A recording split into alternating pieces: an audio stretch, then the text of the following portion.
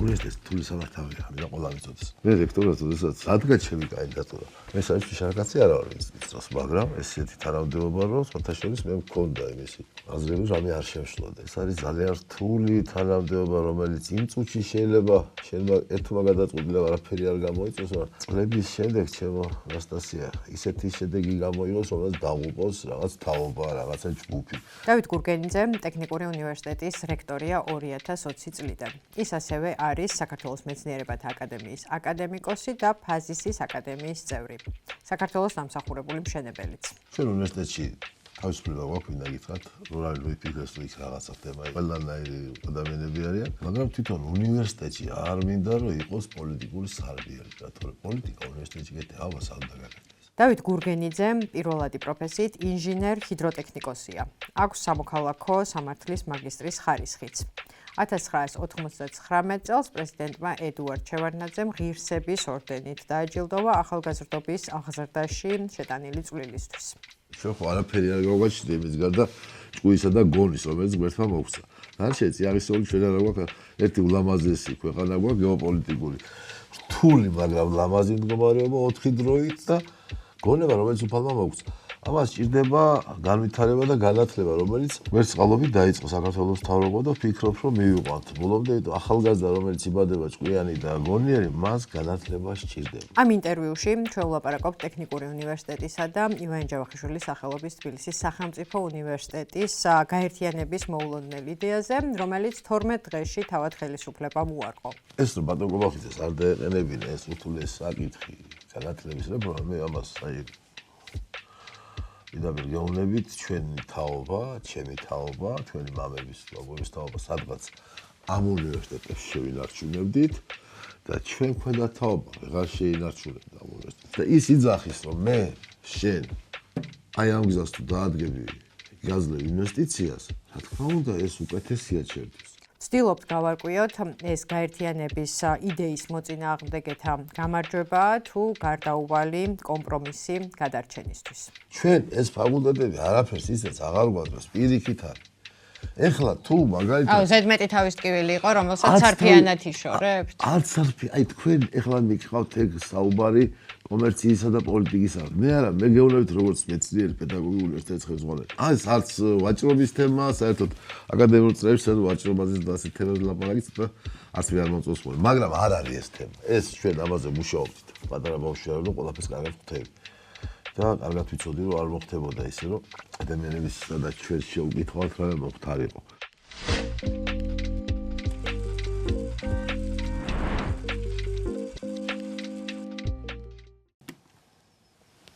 გამარჯობა ბატონო დავით. მოგესალმებით. როგორ ბრძანდებით? მადლობთ კარგად. 29 იანვარს განათლების მინისტრის ბრიფინგიდან გავიგეთ, რომ 200 სლოვანი უნივერსიტეტი ერთიანდებოდა, შემდეგ იყო თითქმის ორკვირიანი, 12 დღიანი ვნებათაღელვა პროტესტი, შეხვედრები და ასე შემდეგ. და გუშინ პრემიერ-მინისტრმა, რომელთან ერთადაც იყო განათლების მინისტრი, თქვა, რომ გადაწყვეტილება STU-სა და TSU-ს გაერთიანების შესახებ გაუქმებულია, ხო? როგორ აფასებთ ამ გადაწყვეტილებას? მე ვნახეთ ზეიმი ტექნიკური უნივერსიტეტის შიგნით და გარეთაც.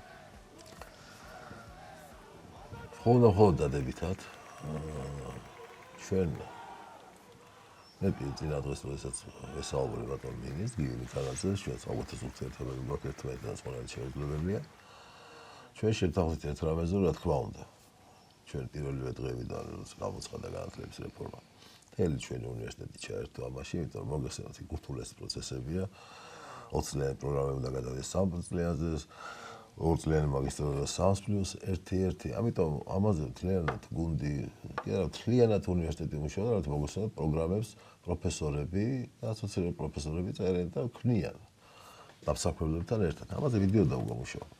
როდესაც მოვისმინე ბატონი მინისტრისგან, მე მას ვთქვი, რა თქმა უნდა, რეფორმას თავიდან ბოლომდე ვეთანხმებით. როგორ შეიძლება არ ვეთანხმო და მადლობა არ უთხრა იგივე პრემიერ-მინისტრს და იგივე მინისტრს 10,000 ხელფასზე პროფესორისთვის უფასო სწავლებაზე ეს რამდენ ადამიანს ექნება 10,000 ხელფასი? მაგას ცოტა ხანში, იმიტომ რომ ამაზე საუბრდება პრემიერ-მინისტრთან. რა იცით მე ფაქტობრივად მთელი ჩემი ცხოვრება, რა თქმა უნდა, საზღვარგარეთ მუშაობდი, ვიყავი ბიზნესში, ვიყავი მთავრობის წევრი. როგორც მოსკოვში ისე მუშაობდი საფრანგეთში, იტალიაში, ვენაში. ვენაში ახალგაზრდობის წლები და თან ყოველთვის ვიყავი მეცნიერებაში და უნივერსიტეტში ჩემთან. ეს ბავშვობიდან პირველი წლებიდან რომ დავრჩი კათედრაზე ჰიდროტექნიკურ ნაგებობათა ინჟინერი ვარ ამ დარგის. ვიცი ეს თემა კარგად, ვიცი რომ თლიანად აკადემიურ წრეს, საინჟინრო ტექნოლოგიურ წრეს და ახლა უკვე თლიანად. ეს საკითხი ძალიან რთულია და რეფორმა ინერციული საკითხია და მისი ესე მარტივად არ შეიძლება ხოლმე ისე გადაწყვეტა და როდესაც ჩვენ ამის სინერგია საჭირო, ამას მე ბატონ მინისტრს ვთქვი, მაგრამ მითხრა რომ შევხვდი კოლექტივებს, შევხვდი ყველას და რა თქმა უნდა თქვენი აზრი მნიშვნელოვანი იქნება ჩვენს. მეორე დილას ჩვენ გვქონდა როდესაც მინისტრმა გაახმოვა ტელევიზორში, მაშინ იყო დაჯილდოება პრეზიდენტთან ბატონ ყაველაშვილთან მეცნიერების ეროვნული პრემიით რომის კომისიის წევრი და იქ უკვე მინისტრთან ერთად მე ვთქვი რომ მე დაბრუნდებოდი უნივერსიტეტში დაიწყებოდა შესწავლა. ანუ თქვენთვის ბარემ ვიკითხავ, ეს განცხადების ესეთი ფორმა, როდესაც წინა დღეს ქონდა კონსულტაციები რექტორებთან და მეორე დღეს ისე გაჟღერდა, რომ აკადემიურმა სფერომ არ იცოდა. სტუდენტებმა არ იცოდნენ, ანუ მოულოდნელი იყო დიდი ნაწილისთვის, ხო? ეს მისაღები ფორმა იყო? რა არის, იცით რომ ადამიანები ვინც ამ დარგს არ იცნობს, ვერ ხვდებიან რაში იყო აქ სისწრაფე საჭირო, იმიტომ რომ სასწრაფოდ გამოსაცხადებელია მიღება. ამისათვის რეფორმის ფარგლებში მიღებისათვის საჭირო იყო გადაწყვეტილება. რა ჯგუფება, ასე იგი, რომელსაც იმუშავეს ამ თემაზე, ასე გადაწყვიტეს. და ბატონ პრემიერს ხოლმე ამას დადებითად მოეკიდა, რამე თუ მას როგორც მიუტანეს, ეს ძალიან მარტივია სოციალ-ჰუმანიტარულ დარგებში სხვათა შორის. მაგრამ ურთულესია ეს, როდესაც არის საინჟინრო ტექნოლოგიურ დარგებს ეხება. აი, აქ მოხდა, ასე ვთქვათ, ამ საკითხის ჩაშლა. როდესაც მეორე დღეს უნივერსიტეტში დავბრუნდი და ყველას ვესაუბრე, მივეც თავისუფლება, ეს მინისტრისგანაც ჰქონდა, ასე ვთქვათ, პოლიტიკური ხელმძღვანელისგან დარგისგან შეთანხმებული და მივეც თავისუფლება. და დაიწყო განხილვა ეს ფაკულტეტებზე დაიწყო, იმიტომ ჩვენ როგორ მოიხსენებთ, როგორია კოლეგიალური ორგანოები. ფაკულტეტის საბჭო, წარმომადგენლობითი საბჭო, სამეთვალყურეო საბჭო, აკადემიური საბჭო, სტუდენტთა თვითმმართველობა, ამას გარდა ჩვენ ყავს კლუბები, ახალგაზრდული კლუბები, რომელიც ბავშვებმა თვითონ დააფუძნეს და რომ ჩვენ მათ რაღაც დახმარებას უწევთ ხოლმე, მათ ხან ტრანსპორტი ჭირდებათ, ხან რაღაცა პროექტებთან თანხა ჭირდება და ახალგაზრდებს, რომელიც მაგათ სულ არ არიან პოლიტიკურად ანგაჟირებული, მათ ყოველთვის ვეხმარებთ. პოლიტიკურად ანგაჟირებულებს? არიან პოლიტიკურად ანგაჟირებული. არა, ეხმარებით თუ არა? რა თქმა უნდა, ეხმარებთ. არაფერი პრობლემა არ აქვს, კლუბებში არის. ჩვენ უნივერსიტეტში არის ბატონო, ბარემ ვიკითხავ, პოლიტიკურად ანგაჟირებულად რომელ სტუდენტს მიიჩნევთ, აი რა კრიტერიუმს უნდა აკმაყოფილებდეს სტუდენტი, რომ პოლიტიკურად ანგაჟირებულად ჩაითვალოს? პოლიტიკურად ანგაჟირებულად ჩაითვალოს, რომელსაც მხოლოდ და მხოლოდ თავისი აზრი აქვს და სხვისი არ აინტერესებს. არიან ეგეთები.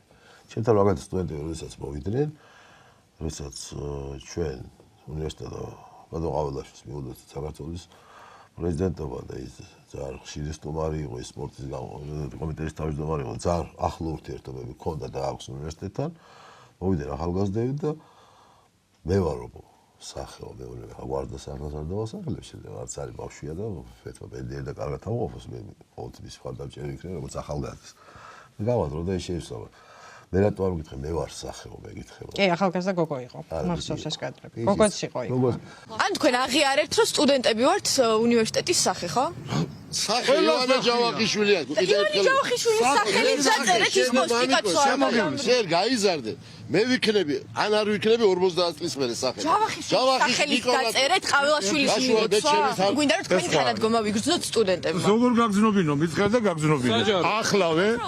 ახლავე საჯაროდ რა ვთქვათ, რომ არის 10 სტუდენტი, რომელიც სხვა აზრის არის? აბა არსებობს სტუდენტების ნაწილი, იქნება ის უმცირესობა, რამდენიც იქნება. აგერ არის საჯარო და სტუდენტი, რომლებიც ამ გადაწყვეტილებას ემიჯნებიან. კი ბატონო, რა არის პრობლემა მაგაში? აგერ არის ტელევიზია და გისმენთ. ჩვენ პასუხი გახსოვთ? თქვენი პასუხიც რომელი მახსოვს. უბრალოდ იყო. ბავშვი რომელსაც ჯერ არაფერი გაუკეთებია და 62-ის რექტორს, რომელიც მეცნიერებათა აკადემიის წევრია, ბევრი გავლილი აქვს ეს ცხოვრება და მე არა ვარ სახე, რაბათო მეც ვიქნები სახე. 10 წლების მერე თუ ამას ისტორია იყოს თუ არა და ვერ ვიქნები სახე, იმიტომ მე რექტორად როდესაც დადგა ჩემი კანდიდატურა. მე საერთოდ შარკაცი არ ვარ ვიცით, მაგრამ ესეთი თანამდებობა რომ სხვათა შორის მე მქონდა იმისი აზრები რამე არ შემშლოდა. ეს არ არის თანამდებობა. ეს არის ძალიან რთული თანამდებობა, რომელიც იმ წუთში შეიძლება შენმა ერთმა გადაწყვეტილება არაფერი არ გამოიწვიოს, მაგრამ წლების შემდეგ ჩემო ანასტასია ისეთი შედეგი გამოიღოს, რომელიც დაუყოს რაღაც თაობა, რაღაცა ჯგუფი. ამიტომ არ შეიძლება ასე მარტივად ამის ასე გადაწყვეტილებების მიღება. ბევრი განჟა უნდა, მე კითხვა უნდა, უნივერსიტეტში არის უნივერსიტეტის რთული სამართავია, ამიტომ ყველა მიწოდეს. და მithumetes რექტორმა ყოველთვის და ყველა ქვეყანაში რთულია, ამიტომ აღხელა უნივერსიტეტების. რამე თუ უნივერსიტეტში არიან ცოდნი, ჭკუით, განათლებით, გავლილი ცხოვრებით, ახსავსე კლასიკოსები, გენიოსები, რომელსაც ზოგს რო უყურებენ და გაცრეცილი პიჯაკი აცვიათ, გონიათ რომ არაფერი ამ დროის კლასიკოსია და გენიოსია. და არიან ახალგაზრდები, სისხლსავსე, ცხოვრებას მოწყურებულები, რომელსაც მე ცხოვრებაში მილიონჯერ შეიცვლიან თავის პოლიტიკურ თუ სხვადასხვა შეხედულებებს და ეს ორი თაობა აქვს, თითქმის ბაბუების, მამების და შვილიშვილების ერთად არის. მე აქ ხდება ვიღაცის სუყე ნაწილია და ამას ვიღაცას პოლიტიკის უნდა ჩართვა, ვიღაცის ჩვენ უნივერსიტეტში თავისუფლება გვაქვს, ვინდა გითხრათ, რომ ვიფიქრეს რომ იქ რაღაცა ხდება, ყველანაირი ადამიანები არიან. მაგრამ თვითონ უნივერსიტეტში არ მინდა რომ იყოს პოლიტიკური სარბიელი, რატომ პოლიტიკა უნივერსიტეტში გეტყვი ავას არ უნდა გაკეთდეს. ჩვენ მათ ვაძლევთ თავისუფალი განვითარების საშუალებას, ვერც ერთი ვერ იტყვის რომ რომელიმე პოლიტიკურ სხვადასხვა მოსაზრების ბავშვთან მე მაქვს თუდი ურთიერთობა, რამე ისეთი ან შეუჩერეთ, ან გაუჩერეთ, ან თბილად არ მოვეხეცი. იმ დღეს მოვედი და უნივერსიტეტში დავბრუნდი, პატარა გოგონა ტიროდა და ხელი გაუწოდა, მე გავჩერდი ბავშვი არ მოვეფერი, თო დღეს ესეთი ისე სამყაროში რაღაცები ხდება, რომ კიდე კაი თავი შევეთო. შეიძლება შევიწროებაში დაიდენა. არა, ვიღაცამ შეიძლება თქვას და ეხლა თქვენ ყველა ჩემი შვილების ყველა ხარ და ძალიან მიყვარხარ და ის სიტყვა ბავშვობით არ მაქვს და ეხლა როგორ შეიძლება არც მეცნიერზე აქ არც პროფესორზე ადამიანებს არის ცუდი და კარგი არის. მოთ მე იმ თაობაში და იმ ოჯახში გავიზარდე, რომელიც კარგად იცის ბავშვის სიყვარულზე და ქალისა და ბატონო დავით, მეორევად ითხრათ რექტორი, აი რო თქვით რომ რთული სამართავიაო და თავიდან ნერვიულობდი კიდეცო, ამ მეორე ვადაზე როგორ შეაფასებთ? კარგად გაიარეთ ეს ორი ვადა? თუ შიშების ნაწილი აგიხდათ? არა, შიშების ნაწილი არა მქონია, პრინციპში ძალიან ბევრი პრობლემები გავიარეთ. პირველივე კვირიდან ურთულესი დედამიწაზე რაც არ მოხდა ჩვენ ასწლეული პანდემია დაიწყო და ჩათვალეთ საშინელება იყო სტუდენტთა და პროფესორებმა. მაგრამ ეს გადავლახეთ ზუსტად სტუდენტებთან ერთად, რომლებიც მიდიოდნენ სახლებში პროფესორებთან, ჩავთეთ ელექტრონული სისტემა, ჩავთეთ Zoom-ი, ჩავთეთ ეს ყველაფერი, ამის გადატანა მე არ შეიძლება დამოსვლა სამი ადამიანის ერთად გომა და მახსოვს ვიდექით ერთმანეთთან რამოდენიმე მეტრით. და ნუ ადამიანებმა ძალიან ღირსეულად გადაიტანეს როგორც სტუდენტებმა, ისე პროფესორ მასწავლებლებმა. ეს ყველაფერი ზოგისთვის სვახალი იყო ეს ელექტრონული სისტემები, მე 1000 რამე შევქმენით და გავიარეთ, ეს იყო ურთულესი, რა თქმა უნდა. აი, მან უკვე შიშის ფიქრიც არ შეიძლებოდა, იმიტომ რომ ნუ წარმოიდგინეთ 20000 სტუდენტი, 5000 თანამშრომელი უფრო მეტი. მე ანტივაქსერები, ვაქსერები, მე პირველი წავეყვანეს და წავედი და მე არ მიყვარდა არადროს, ასე ვთქვათ. ინტერვიუების არც ნებს სხვათა შორის. ინტერვიუების მიცემა, მაგრამ აი, როდესაც ამცრეს მაშინაც უნდა მეჩვენებინა, რომ 1000 მომენტები იყო. გავიარეთ ეს მომენტები უნივერსიტეტმა დაიწყო აღმავლობის გზაზე, ყოფნა, იმიტომ რომ უნივერსიტეტს ძალიან საინტერესო და ადამიანები ყავს, პროფესორები, რომლებიც 90-იან წლებში უკაპიკოთ, უხელფასოთ დადიოდნენ სიცივეში, უშუქობაში, ავტომობილობაში, გაცემულ აუდიტორიებში და არც ჩავარდნილა სწავლა, რომ გაეზარდათ ინჟინერი. მე ურთულესი პერიოდი დაიწყო, რაც ისტორიითა და გეოგრაფიით ვაბარებდნენ ბავშვები საინჟინრო ტექნიკურ დარგებზე. და ახლა წარმოიდგინეთ ინჟინერი, რომელიც მათემატიკის გარეშე ჩააბარებს, ეს ძალიან რთული პერიოდი იყო. მე ის პერიოდი რომ ტექნიკურ უნივერსიტეტს ვახდოვივართ 25%-ამდე ქონება ჩამოართვეს, ავტორიზაცია გაუჩინეს, იქ დავარდა მის დავიწყეთ ყველა მერთად მშენებლობა, ყველა რექტორმა, ყველა კანცლერმა, ყველა პროფესორმა დიდი წვლილი შეიტანა მაშინ. უნივერსიტეტი დღეს საკმაოდ იმ წირი შესაძლებლობების ფარგლებში, რაც ჩვენთან გრანტის სახით არის 2250 ლარი, მაგრამ მთავრობა ძალიან გვეხმარება, მაგალითად ინფრასტრუქტურულ პროექტებში, რაღაცა ასე ვთქვათ, კვლევით საქმიანობაში ინვესტიციებს დევს, მაგრამ ეს ძალიან რთულია ხელა უნივერსიტეტისთვის ამის გაკეთება, ამიტომ ზუსტად დადგა რეფორმის საკითხი, რომ უნდა შეიცვალოს გრანტიც, რომელსაც სახელმწიფო იღებს თავის თავზე და პედაგოგებს, რომელსაც ახლა აქვთ, მაგალითად ასისტენტებს აქვთ 1000 ლარი და როდესაც ამას მივახციეთ, აი 4 ნიშნა ასე ვთქვათ, ციფრზე რო გავედით.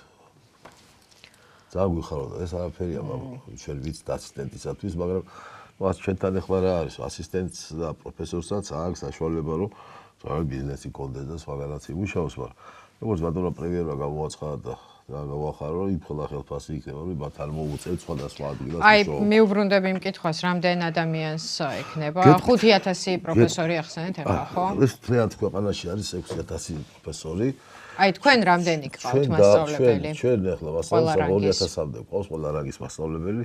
ახლა გეტყვით, ახლა რანგირება იქნება, რა თქმა უნდა იყოს, ჩვენთანაც არის ეს, მაგრამ საინჟინრო დარგებზე ცოტა რთულია, მაგათ არქიტექტურის იმაზე 3 პროფესორი შედის. არქიტექტურა თქვენ გრჩებათ თუ სამხატვროს? სამხატვროს. ახლა მოდით ერთი ფაკულტეტი ერთი ქალაქის ფარგლებში. ის სხვა არქიტექტურაა. ეს სხვა არქიტექტურა. ანუ თქვენი არქიტექტურა ხელუხლებელი რჩება. საინჟინრო არქიტექტურა, ეს სხვა არქიტექტურაა. მათი მომზადება ჩვენ უნდა ჩავიხედოთ, რაც ბატონ პრემიერს გუშინ მოახსენეთ, თვითონ კურიკულუმებში და ჩავიდეთ შიგნით ძალიან და ვნახოთ, აი ფარმაცია, რა უნდა საქართველოს ტექნოლოგია ჩვენი ფარმაცია და მე დღეს უკვე სამსახურში მომედი, პირველი დავალება გავეცი, რომ რიგ შემთხვევაში აუცილებელია ეს ძველიდან მოკყვება საგანმანათლებლო პროგრამების სახელწოდების ცვლილება. იმიტომ რომ ფარმაცია სამედიცინო და ვიღაცას გონია რომ ეს არ არის ტექნოლოგიის ინჟინრები არიან, რომლებიც დღეს იმ ქარხნებში მონაწილეობენ და უნდა ეს ქარხანა უნდა შედგეს. ამაში ინჟინერია საერთოდ ტექნოლოგიები. ასევე ჩვენ გვაქვს დიზაინი. ეს იტალიელებთან ერთად შევქმნით დიზაინის საერთაშორისო სკოლა და ეს არის სამრეწველო დიზაინი. მასაც სახელი უნდა შეეცვალოს და ისე უნდა მივიღოთ როგორც არის. მაგალითად ქიმიური ტექნოლოგიები, ქიმია არის თბილისის უნივერსიტეტში, ჩვენთან იმისი ქიმია, სხვა ჩემი ქიმიური ტექნოლოგია, სულ სხვა პროცესები. ამიტომ ახლა ჩვენ ამასაც დავხვეწავ და მოით 1000 ლარიან ხელფასებზე დაგაბრუნებთ. რამდენს ექნება? რამდენიც საჭირო იქნება, ჩვენ ნუ აი რამდენი ჯამ 10%, 20%. ეხლა ამ წუთში მე და თქვენ ამაზე ერთადერთი რაც გარანტია არის და მეც ამას ვეთანხმები და ეს ბატონ მინისტრს საუბრის დროს პირველი წუთიდან იყო, ყველა პროფესორი მასწავლებლებს შეუნარჩუნდება თავისი მდგომარეობა, აგიხსნით მაგას. იმათაც კი მაგალითად ვინც მილევაში წავა და მე როგორ არის ეს? ნუ ჯერ დავამთავროთ. არის 1000 ლარი, არის 1300, 1500, 1800, 5800-იც არის ჩვენთან აკლასის პროფესორს აქვს ესეთი ხელფასი, საინჟინრო ტექნოლოგიურ დარგებზე და საბუნებისმეტყველო დარგებზე არის ასეთი პროფესორი. ნუ რა თქმა უნდა 5800 ახლა უნივერსიტეტის იმით არის და როდესაც 10000 გახდება, იქნება არჩეული საგანმანათლებლო პროგრამაში იმდენი პროფესორი, რამდენი ჭირდება, შემდგომ ასოცირებული პროფესორი, შემდგომ წამოვა ასისტენტ პროფესორი და ასისტენტი. ბატონო პრემიერ როგორც ბრძანებს ეს 5000 ლარს ქვეთ ეს ხელფასი არ იქნება. ესე იგი წარმოიდგინეთ. ანუ 1000 ლარიანი ხელფასი ვისაც აქვს, იმას გაუხდება 5000. დაახლოებით მასია საუბარი და მასეც იქნება. მაგრამ ეს ადამიანები არავინ მაგალითად საინჟინრო ტექნოლოგიურ დარგებში პირიქით არავინ დაკარგული კი არ იქნება, რომ გჭირდება და მე რამოდენიმე კი ეს დაპირება მოვისმინეთ გუშინ რომ არ დაიკარგებიან. თავარს ეს რომ ბატონ გობახიძეს არ დაეყენებინა ეს ურთულეს საკითხი განათლების რეფორმა, მე ამას აი იდაბირ გეუბნებით ჩვენი თაობა, ჩემი თაობა, ჩვენი მამების ბაბუების თაობა სადღაც ამ უნივერსიტეტებში შევინარჩუნებდით და ჩვენ ქვედა თაობა ვეღარ შეინარჩუნებდა ამ უნივერსიტეტს. რამე თუ ჩვენ თაობაში კიდე ეს ამ ხელფასით შეიძლება ცხოვრება, შვილები, დანაზოგი, 1000 რაღაცა შენი მენტალიტეტი ცხოვრება. დანაზოგი აქვთ ქართულ პროფესორებს? რა თქმა უნდა, ზოგს აქვს, ოჯახები აქვს, ზოგი ამბერი საზღვარგარეთში მეც მუშაობ დღეს მაგალითად ჟენევაში ცენტრში. როგორც ინჟინერის მუშაობ და როგორც ბორდის წევრი. ეს ერთია ჩემი პროფესიული საინჟინრო გამოცდილება, მეორეა ჩემი თანამდებობრივი მდგომარეობა საქართველოს და წარმომადგენლობისა. მაგალითად, მაგრამ ჩვენთან ძალიან ბევრი ინჟინერია, რომელიც საზღვარგარეთში მუშაობს. ეხლა ბავშვებიც არიან და მინდა გითხრათ, სულ ეხლა ცერნი მოგეხსენებათ რაც არის. კი, ცერნი სამყაროს მოგეხსენებათ. შემეცნება, სულ მეხვეწება, აგერ ხალბატონები წამიყვანენ, ჩავალ და დაშვება ცოტა რთულია იქ, მაგრამ რამოდენიმე ტელევიზია მყავდა მე წავარდით, გახსოვთ? იქ ბავშვები მიდიან, რომელსაც უკვე 1 წლით 6 თვით მუშაობენ 5000 ფრანკს აძლევენ ხელფასს და იქვე საცხოვრებელია ის. ეს გზები გახსნილი, ასევე იაპონიაში კექში გვაქვს ურთიერთობა და ჩვენი პროფესორებიც მუშაობენ და ასევე ახალგაზრდებიც მიყავთ. ამიტომ ვინც ასევე ბირთვული ინჟინერიის ცენტრი გვაქვს ჩვენ მათემატიკის ინსტიტუტშია განლაგებული. აი ინტელექტუალ ახალგაზრდები თუ არის, მე შეგიძლია მიგიყვანოთ და გაჩვენოთ იქ ნახავთ იმას, რასაც მაგალითად ჯეიმს ბონდის ფილმებში ნახულობდით. და ცერში ან კექში რო ჩახვიდეთ, იმ კინოში გეგონებათ თავი. და ამ საერთაშორისო ურთიერთობებს და პროგრამებს იმ შემთხვევაში თუ კი უნივერსიტეტის ავტონომია და დამოუკიდებლობა შეიზღუდება, რაც ამ რეფორმით შეიძლება საფრთხის ქვეშ დგებოდეს, საფრთხე არ დაემუქრება? არაფერი არ შეიზღუდება, ეს გადაწყვეტილება ბატონ პრემიერმა გუში ბრძანა და ძალიან დიდი მადლობა იმ ნდობისთვის, იმ არგუმენტების მოსმენისთვის, იმ აკადემიურ პერსონალთან შეხვედრისა და მართლაც სიღრმისეულად ჩაწვდომისთვის საინჟინრო ტექნოლოგიურ დარგში და იმ ასე ვთქვათ მისი აკადემიურობისთვის, რომელმაც იგი თვითონ არის პროფესორი და მათ შორის ხარის სამსახურის უფროსი იყო ხოლმე სამართლის ფაკულტეტზე. და სამართლის ფაკულტეტზე ის მართლაც იძახს, რამდენი კონსტიტუციონალის ვერ იპოვეს საქართველოს რამდენიც მაგალითად და სამართლის სპეციალისტი იმ დონისას, რომელიც ყველა ქართველს რა უნდა, ყველაზე კარგი გინდა. ჩვენ ხო არაფერი არ გავაჩნდა იმის გარდა ჭკუისა და გონის, რომელიც გვერდმა მოგვცა. დანარჩენი წიაღისეული ჩვენ არა გვაქვს ერთი ულამაზესი ქვეყანა გვაქვს გეოპოლიტიკური. რთული, მაგრამ ლამაზი მდგომარეობა 4 დროით და ჩვენ გვაქვს ეს გვერდზე რო გავიხედოთ მეზობლების წარაით და გონება, რომელიც უფალმა მოგვცა. ამას სჭირდება განვითარება და განათლება, რომელიც ვერც წყალობით დაიწყო საქართველოს მთავრობა და ვფიქრობ, რომ მივიყვანთ. ბოლომდე ახალგაზრდა, რომელიც იბადება ჭკვიანი და გონიერი, მას განათლება სჭირდება. ბატონო დავით, მე როგორც მივხვდი, პრემიერით კმაყოფილი რა ხართ. თქმა უნდა. ეხლა დავამთავროთ რამდენიმე დაწყებული რამე რო შემდეგ კითხვაზე გადავიდე. როგორც რექტორი, რომელიც შიშით უყურებდით ამ პოსტს, ეხლა უკვე მეორე ვადაზე, აი 10 ქულიდან რამდენი ქულით შეაფასებთ თქვენ თავს? საკუთარი ციხის თავის შეფასება მე კი არა, თაობებს დაჭირდება. ცადოთ. ვერა, მაგაში ეს არ იქნება. არ იქნება არც ღირსეული და არც იქნება სწორი. მაშ 3+1-ზე გკითხავთ, იმიტომ რომ რიგის დარგებზე მოვისმენე, რომ აი მაგალითად ჰუმანიტარულ დარგებზე ეს შესაძლოა ნაკლებად მტკივნეული იყოს და აი სწორედ საინჟინრო და ტექნოლოგიურებზე აი ეს 2 წლის ჯამში მოკლება მეტ პრობლემას შექმნის. თქვენ მოგწონთ 3+1, თან ვიტყვი ასევე მაყურებლისთვის, რომელმან შეიძლება ეს არ ახსოვდეს, რომ ეს არის აკრედიტებული პროგრამების ცვლილებაზე საუბარი, რომელიც 6 წლით არის აკრედიტებული თავის დროზე, ხო? და ეხლა დაჩქარებულ ტემპში გიწევთ ცვლილება. მე გეტყვით, ჩვენ ამაზე დამუშავარი ვართ ფაქტობრივად. დიდი საინჟინრო ტექნოლოგიური პროგრამები საქართველოს რჩება 20 წლიანი. იქ არის მიმდინარეობების შემდგომში. თქვენ შენობლობას ან ენერგეტიკას ნუყურებთ მაინც მარტო, იქ მიმდინარეობებია. დიდები რჩება, ჩვენ ამაში დახმებული ვართ და არის პროგრამები და რომელიც მაგალითად ძალიან მარტივად შეიძლება 3 წლიანზე გადავიდეს, იმიტომ რიგ შემთხვევაში თავისუფალი კომპონენტებია შეტანილი. რაც შეეხება მაგისტრატურას 1+1 რას ნიშნავს? თავიდანვე იყოს ახსნით, აქ პრობლემა არ არის. მეორე წელი ერკვლევით. ვისაც შემდგომში დოქტორანტურაში უნდა სწავლდეს, ის დაამთავროს 2 წლიანს. და ვისაც არ უნდა და მაგალითად მაგის მარტო პრაქტიკა უნდა და პრაქტიკული ცნობა და თეორიული ცოდნა მიიღოს, ის 1 წლიანს დაამთავროს. ანუ ცალსახად ყველა 3+1-ზე არ გადავა სწორად მესმის. ცალსახად, რა თქმა უნდა, არის მაგის არქიტექტურა. და დაახლოებით რა პროცენტი გადადის 3+1-ზე და რა პროცენტი რჩება? დაახლოებით ეხლა ეს დამტკიცებული არ არის და ვერ გეტყვით, მაგრამ ძალიან დიდი სერიოზული. ნუ აი 20-80-ზე 50-50. ვერ გეტყვით ამაზე დღესაც ჩვენები მუშაობენ ხარის უზრუნველყოფასა და ურთულეს სამსახური არის. გეტყვით ახლა ისეთი რთულია ეს ბოლონის პროცესთან ურთიერთ მუშაობა ახლა როდესაც გონია მარტო სალაპარაკო ბოლონია რა თქმა უნდა ბოლონიდან დაიწყო საუნივერსიტეტო საერთოდ აზროვნება და ყველაფერი და ის მაგრამ მის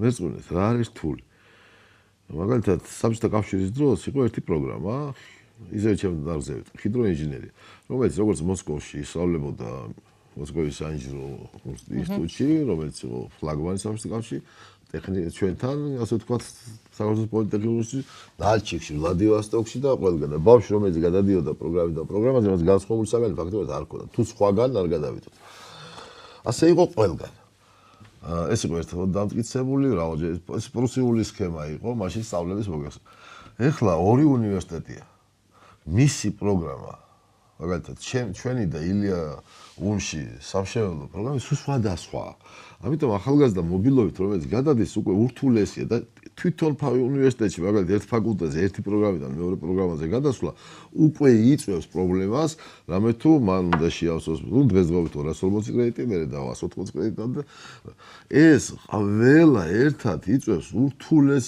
სამუშაო პროცესს წარმოიდგინეთ რამდენი ფაკულტეტი ამდენი ხარისხის უზრუნველყოფის სამსახური, შემდეგ უნივერსიტეტის ხარისხის, ამას ხო ხარისხის უზრუნველყოფის სამსახურის ხელმძღვანელი არ არსებობს შანსი იმის რომ მან ყველაფერი იცოდეს. ესე იგი, მან უნდა სწორედ მიუთითოს პროფესორს, დარგის ხელმძღვანელს, ასე წამყვან პროფესორს, ის პროფესორი ესაუბრება დამსაქმებლებს, ახალგაზრდებს, საზღვარგარეთ კოლეგებს და ამის შემდეგ დგება პროგრამა. ტექნიკურს ასეთი პროგრამა აქვს, თქვათ მადრიდში სხვა პროგრამა, ჩვენები ახლა ვერცხალოთ გაშლილი ეს ბავშვები და გამობილობის უფლება, გადასვლის გადმოსვლა და თბილისში სხვადასხვა პროგრამა. აი ამის დალაგება ურთულესი პროცესია, რომელიც ახლა მიმდინარეობს. დალაგება, ანუ ყველას ერთ ყალიბში ჩასხმა? აუ ეს მრავალფეროვნება ხო კარგია. ძალიან კარგია, მაგრამ რთულია. ძალიან. და უნდა შევინარჩუნოთ და გავაუმჯობესოთ თუ გავამარტივოთ? მე ვფიქრობ, რომ ეს უნდა შენარჩუნდეს. მაგრამ აქ აკრედიტაციის და ავტორიზაციის პროცესები უნდა დაიხვეწოს მაგალითად და აი ეს ადამიანებიც კი ხარისხის უზრუნველყოფის სამსახური არსებობდათ. ახლა ეს ბოლონის პროცესთან რაც 2000-დან ავართ შეიქმნა და ამ ადამიანების პროფესიონალიზმი კიდევ უფრო უნდა დაიხვეწოს. ბოლონის პროცესს მიღმა რო დავრჩებით ამ განათლების რეფორმის ბოლოში, ამის შიში არ გაქვთ. თვითონ მე ძალიან ახლო ურთიერთობები აქვს ყველა ჩემ კოლეგებთან საზღვარგარეთ. კეთი. ყველა უნივერსიტეტებთან და იტალიელებთანაც ასე ძალიან ასე უნივერსიტეტებთან და ყველასთან საუბრის მერე თუ გინდათ ეხლაც ამ დღეებში სოფლიო მეცნიერებათა აკადემიის პრეზიდენტსაც ველაპარაკე რამდენიმეჯერ და არას ეს პრობლემა არ დგას. მაშ გადავიდეთ ფაკულტეტებზე. ჩვენ ვიცით რომ სამი ფაკულტეტი გადადის მილევად რეჟიმში. ესა სოციალური მეცნიერებების ფაკულტეტი, სამართლის და საერთაშორისო მიმართულების ფაკულტეტი და ბიზნეს ტექნოლოგიების ფაკულტეტი, ხო? თქვენ თვითონ მაგისტრის ხარისხი მოიპოვეთ სამოქალაქო სამართალში, სწორედ ტექნიკური უნივერსიტეტის სამართლის ფაკულტეტზე, ხო? 2001 წელს. ამ ფაკულტეტების შენარჩუნება შეუძლებელი იყო? მოდით ახლა ესე ვთქვათ. არ ჭირდებოდა უნივერსიტეტს? არ დავიწყოთ საუბარება ქთევას. აი მოკლედ მითხარით. საჭირო იყო თუ არ იყო? მე გეტყვით ახლა რა თქმა უნდა იმ შემთხვევაში როდესაც ქვეყანა დაადგა ეკონომიკური აღმავლობის გზაზე, რატო იყო პრობლემა 2012 წლამდე, მე გაგიხსენეთ უკვე. 2012 წლამდე საინჟინრო დარგები არ ფინანსდებოდა. ასევე ასე ვთქვათ, არ იყო როგორ გითხრათ, აი რა სიტყვა მოვიფიქრო. თავიდან ვითომ არ იყო ასე ვთქვათ მოდური. და როდესაც ეს დაიწყო საქართველოს მთავრობა 2012 წელს მათი დაფინანსება და დაიწყო ეკონომიკური აღმაშენებლობის შენებლობა, ინჟინერი გახდა საჭირო, მოემატა ახალგაზრდები ამ ფაკულტეტებს. ეხლა საქართველოს ტექნიკური უნივერსიტეტი მინდა გითხრათ საბჭოთა კავშირში, რომელიც დედამიწის 1/6-ზე იყო მაშინ. ჩვენ არაფერი დაგვიშოვებია, რომ იგავჩდით. მაგრამ ყველა ბრძოლობდით ჩვენი ქვეყნის დამოუკიდებლობაზე და რა ვიცი, გავიზარდეთ სულ სხვანაირად ჩვენთან კომუნისტებიც და ეროვნული მოძრაობის წარმომადგენლებს ერთად მიცეს ხმა დამოუკიდებელ საქართველოს და რაც მართალია. ერთად მიცეს და ამიტომ ეს უნდა დავაფასოთ ჩვენ. იმიტომ სულ სხვა რამე იყო მაშინ და ეს ეროვნული მოძრაობა და სულისკვეთება ქართული საბჭოთა კავშირის დროსაც ძალიან იყო რა ეს ჩვენ თაობაშიც და მამებში და ბაბუებში ხო იყო და იყო. ეს თემა რომელიც თქვენ წამოჭერით როგორ გითხრათ აი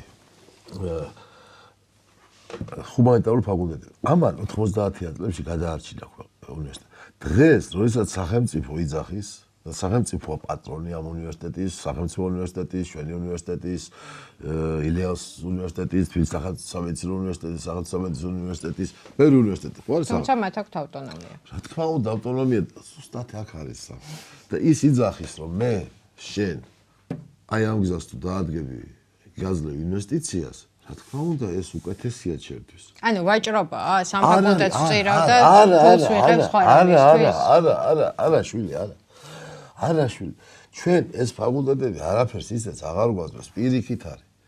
ეხლა თუ მაგალითად აუ, ზედმეტი თავის ტკივილი იყო, რომელსაც სარფიანად იშორებთ. არც სარფი, აი თქვენ ეხლა მიგყავთ ეგ საუბარი კომერციისა და პოლიტიკისა. მე არა, მე გეუბნებით როგორც მეცნიერი პედაგოგი უნივერსიტეტის ხელმძღვანელი. აი, ბავშვების გუშინ სტუს ყვირიან და ნუ GPI ძველი თაობის აბრევიატურაა და ჩემთვის GPI-ც არის, სტუს არის, უნივერსიტეტიც არის და მაგრამ არ მინდა გითხრათ. აი, მე მინდა აი დღეს საუბარია იმ ძლავრი GPI-ის შექმნაზე საქართველოს მაშინ ინსტიტუტი იყო უნივერსიტეტის უფლება ჩვენ არ ქონდა უნივერსიტეტი ერთი იყო საქართველოში, რომელიც საქართველოში იყო უკვე 90-იან, 60-იან, 70-იან წლებში. ეს თუ იქნება, ეს ბედნიერება იქნება ჩვენი ქვეყნისთვის მერწმუნეთ, მაგრამ ეხლა გეტყვით. აი რაზეც მიდის საუბარი. არც ერთი პედაგოგი, აი მე მინდა ეს ხმამაღლა თქვა. ჩემი საუბრის შემდეგ ქვეყნის ხელისუფლების თავრობასთან და საერთოდ მოსაზრებას ესეთი უნივერსიტეტში ვაიმე დარჩებიან უმუშევრები ხუმა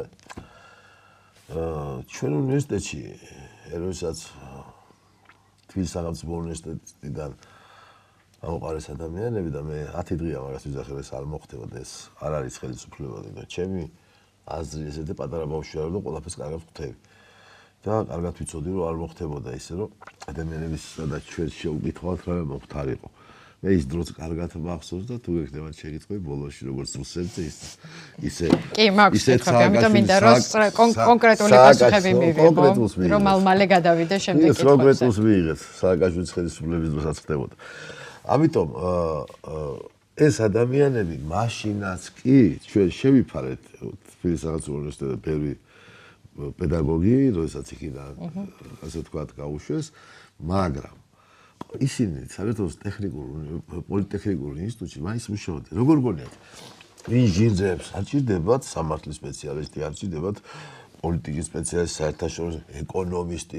ესენი ხო, ესენი შეიძლება ფაკულტეტურად არ იყოს და არც არის ფაკულტეტი რა არის? ფაკულტეტი არის ადმინისტრირება. ხო, მაგრამ აი შემჭიდროებულ ვადებში თუ 4 წლიანი 3 წელზე გადადის, 2 წლიანი 1 წელზე, ამ საგნებს სადღა ატევთ?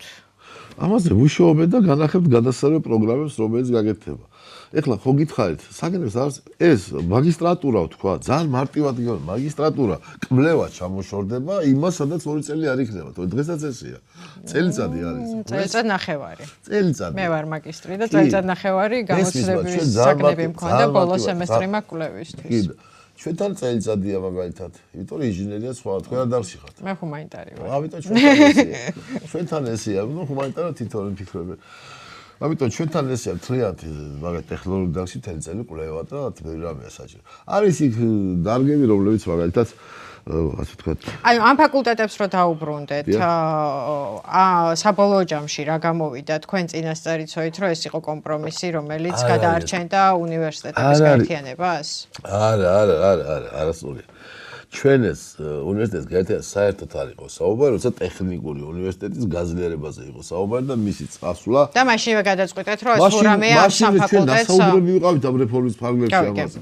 ამიტომ ეს არც ვაჭრობის თემა, საერთოდ აკადემიურ წრეებში ვაჭრობაზე და ასეთ თემებზე ლაპარაკი ცოტა არც მე არ მომწონს, მაგრამ არ არის ეს თემა. ეს ჩვენ ამაზე მუშაობთ.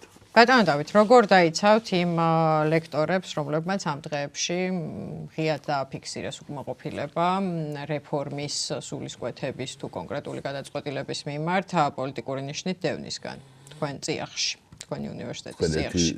თქვენ ჩემი 6 წლიანი რექტორობის დროს მითხარით, ვინა პოლიტიკური ნიშნით თუ განთავსებდა და მე კი ბატონო გეტყვით. თქვენი 6 წლიანი მმართველობის დროს არც უნივერსიტეტების გაერთიანებაზე ლაპარაკია. უარესი იყო, პოლიტიკური მას ყველა ახფიქსირებდა, ჩვენთანაც იყო, რატომაც არა.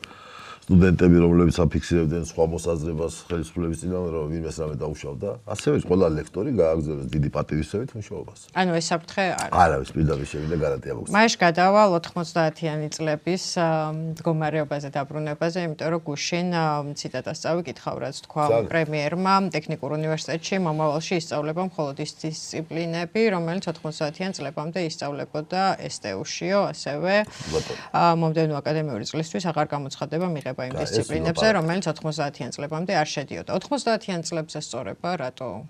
არა, 90-იან წლებზე სწორება, რასწორად 90-იან წლებამდე იყო, როგორც საქართველოს პოლიტექნიკურ. მაშ გამოდის, რომ საბჭოთა კავშირზე სწორება. არა, ეს არის მაგალითად ძალიან ბევრ ქვეყანაში, მაგალითად არის მარტო სამთო უნივერსიტეტი ლეობენის, რომელიც არის უძლიერესი ავსტრიაში. არის სხვადასხვა უნივერსიტეტის საინჟინრო ტექნოლოგიური მიმართულებით. საქართველოს მთავრობის გადაწყვეტილება ძალიან აი 90-იან წლების მერე ცხოვრება, მეცნიერება, მიდგომები ხო ძალიან შეიცვალა და იმ სტარტს რატო უბრუნდა? სტარტად რატოა ეს აღებული ამის გარკვევა ამბიდა? არა. იმიტომ რომ კიდევ ერთი რაც თქვა არის იგივე საბჭოთა მოცემულობიდან იყო მე მგონი რომ ნახოთ 53% არის ტექნიკური მიმართულება და 57% სამართალი ეკონომიკა აგრარული და უნდა დავაბრუნოთ იქამდე თავის დროზე რომ ისწავლებოდა საქართველოს პოლიტექნიკურ უნივერსიტეტში იმ დისციპლინებზე. მოგეხსენებათ რაც მოხდა აგრარულ უნივერსიტეტთან დაკავშირებით ხო კარგად გახსოვთ სააგაში? კი ბატონო. მოგეხსენებათ პედაგოგიკას რა მოვიდა ხო გახსოვთ რომ შეუერთდა ილიონის თქვენ საერთოდ თქვენ ხართ მაგისტრი? ილიონიში არ ვარ მაგისტრით STU-ში ვარ. კინაღამ ერთ ნავში აღმოუჩდით მე და თქვენ. ხო და ხო ხედავთ რომ მაგრამ ილიონიც და აგრარულიც მშვენიერი მძლავრი უნივერსიტეტებია საბოლოო ჯამში.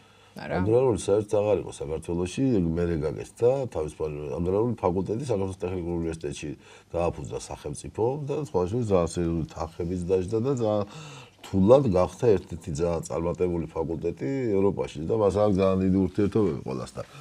ორმაგი დიპლომები აქვს, ორი დიპლომი აქვს, როგორც ფრანგებთან, იტალიელებთან, შვეიცარიასთან აქვს ურთიერთობა და ძალიან შეერული ლაბორატორიული ბაზა აქვს, შეგიძლიათ ნახოთ ეს. გურამიშვილის ქუჩაზეა, რომელიც უახლესებით მოდის ნახულობს მაგალითად ის. კი, შენობებს ვთვალიერებდი და ამ შენობასაც გადავაწყოთ. ამიტომ ახლა ჩვენ რაზეც საუბრობთ, ეს 90-იან წლების დაბრუნება არ არის. ბატონო პრემიერას სრულიად გამჭრიახა თქვა.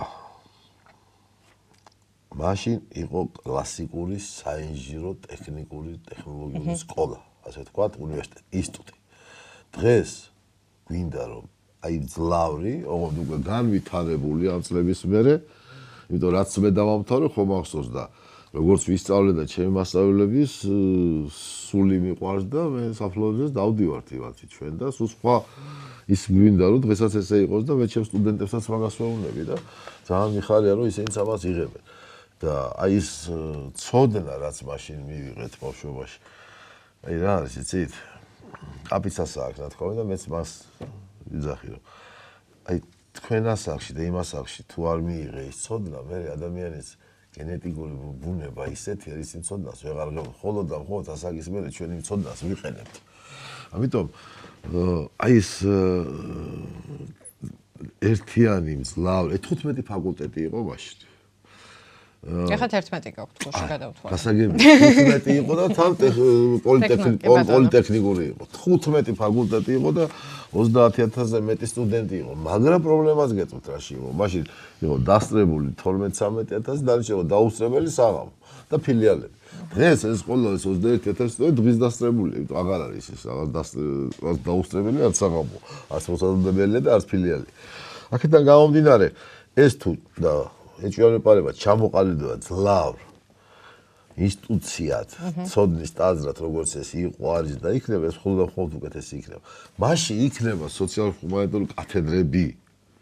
იქნებიან ეს პროფესორები. ის 4 წელი ახლა ვინც არის ამადითაც არის, სხვადასხვა ვაითარია, ხوارში 4 წელია ჩვენთან. მაგაც სხვადასხვა უნივერსიტეტის სხვადასხვა არის. ჩვენ არ აქვს მუდმივი პროფესორები, არ აქვს 6 წლიანი, გვყავს 20 წლიანი. ის ადამიანი როადა რომ გავუგვათ, მე იმ პოზიცია რომელი პოზიციაც იქნება, გამოცხადება კონკურსზე ჩვეულებრივად მიიღებენ მონაწილეობას. ასე რომ ყველა გვჭირდება, ზოგი უფრო მეტი დაჭირდება, რა თქმა უნდა, თბილისის სახელმწიფო უნივერსიტეტად, მას მოემატება ჰუმანიტარულ დარგებში, სოციალურ-ჰუმანიტარულ დარგებში. ასე თქვა სტუდენტთა მიღება და აქედან გავიდა პროფესორის მეტი დაჭირდება. ამიტომ მაგაში პრობლემას მე ვერ ვხედავ. ამიტომ ყველა პედაგოგს, რომელიც ღირებული და ღირსეულია, რა თქმა უნდა, ჩვენ პატივისცემით ისევე მივიღებთ. ბატონო დავით, გუშინ რაც თქვა კიდევ ერთი ირაკლი კოპახიძემ იყო დაფინანსებაზე, მე მგონი ინვესტიციის ჩადებაზე ყოველ შემთხვევაში. უბრალოდ თქვენ თქვით ეს პრემიერის გვაქვსო დაპირებაო, რომ დიდი ტექნოლოგიური საინჟინრო სკოლა შეიქმნება გპ-ის ადგილას და რეფორმისთვის დიდი ინვესტიცია ჩაიდება, იმიტომ რომ ის იქცეს რეგიონში მძლავრ ტექნიკურ, ტექნოლოგიურ უმაღლეს დაწესებულებად. ციტატა არ არის, მაგრამ მოკლედ შინაარსი ეგ იყო. იცით რა მოცულობის ინვესტიციაზე ელაპარაკი, იმიტომ რომ ჩვენ ვიცით, რომ განათლების ბიუჯეტი მნიშვნელოვნად არ არის წელს გაზრდილი წინა წელთან შედარებით და რეფორმა თანხებს საჭიროებს. ჩვენ ძირფასო დღეს ეს საკითხი უნდა დავაყენოთ ჩვენ, უნდა შევჯერდეთ, განაჯერეთ ჩვენ უნდა შევჯერდეთ უნივერსიტეტში ეს სხვა ახალი თემა მოიხსენებათ და ეს გადაწყვეტილება თუ რა თანხებზე იქნება საუბარი და დაპირება არის რომ ის რაც დაჭირდება ქვეყანას და უნივერსიტეტს ამაზე მთავრობათან ახმა ეხლა ბიუჯეტში როგორ შეიძლება ის აქედან გამომდინარე წავუდგენთ განათლების სამინისტროს ის თავისთავად წავუდგენს პრემიერ-მინისტრს და უკვე იქ ნახავთ ბატონო პრემიერმა ბრძანა და მაშინ ვეთანხმები რომ არის დარგები საინჟინრო კლასიფიკატორში რომელიც შეიძლება ერთ ინჟინერს არ ყავს ამიტომ ეს აი რა არის ეგეთი არის 1000 თანამედროვე და ხო ციფრულ ეპოქაში იმდენი დარგია უცებ რომელიც აი სულ რომ შეიძლება მე და თქვენი ახლა ვსაუბრობთ უცებ ახალი დარგი იყოს რომელიც მაგალითად საერთოდ არ ყავდეს ესეთი ეს მას არ ვსაუბრე და არც მე არ ვსაუბრე საინჟინრო მიმართ მილიონი დარგია ტელეკომუნიკაციაში ინფორმატიკაში იმდენი მიმართულება მაგალითად ჩვენ გვქონდა ფაკულტეტი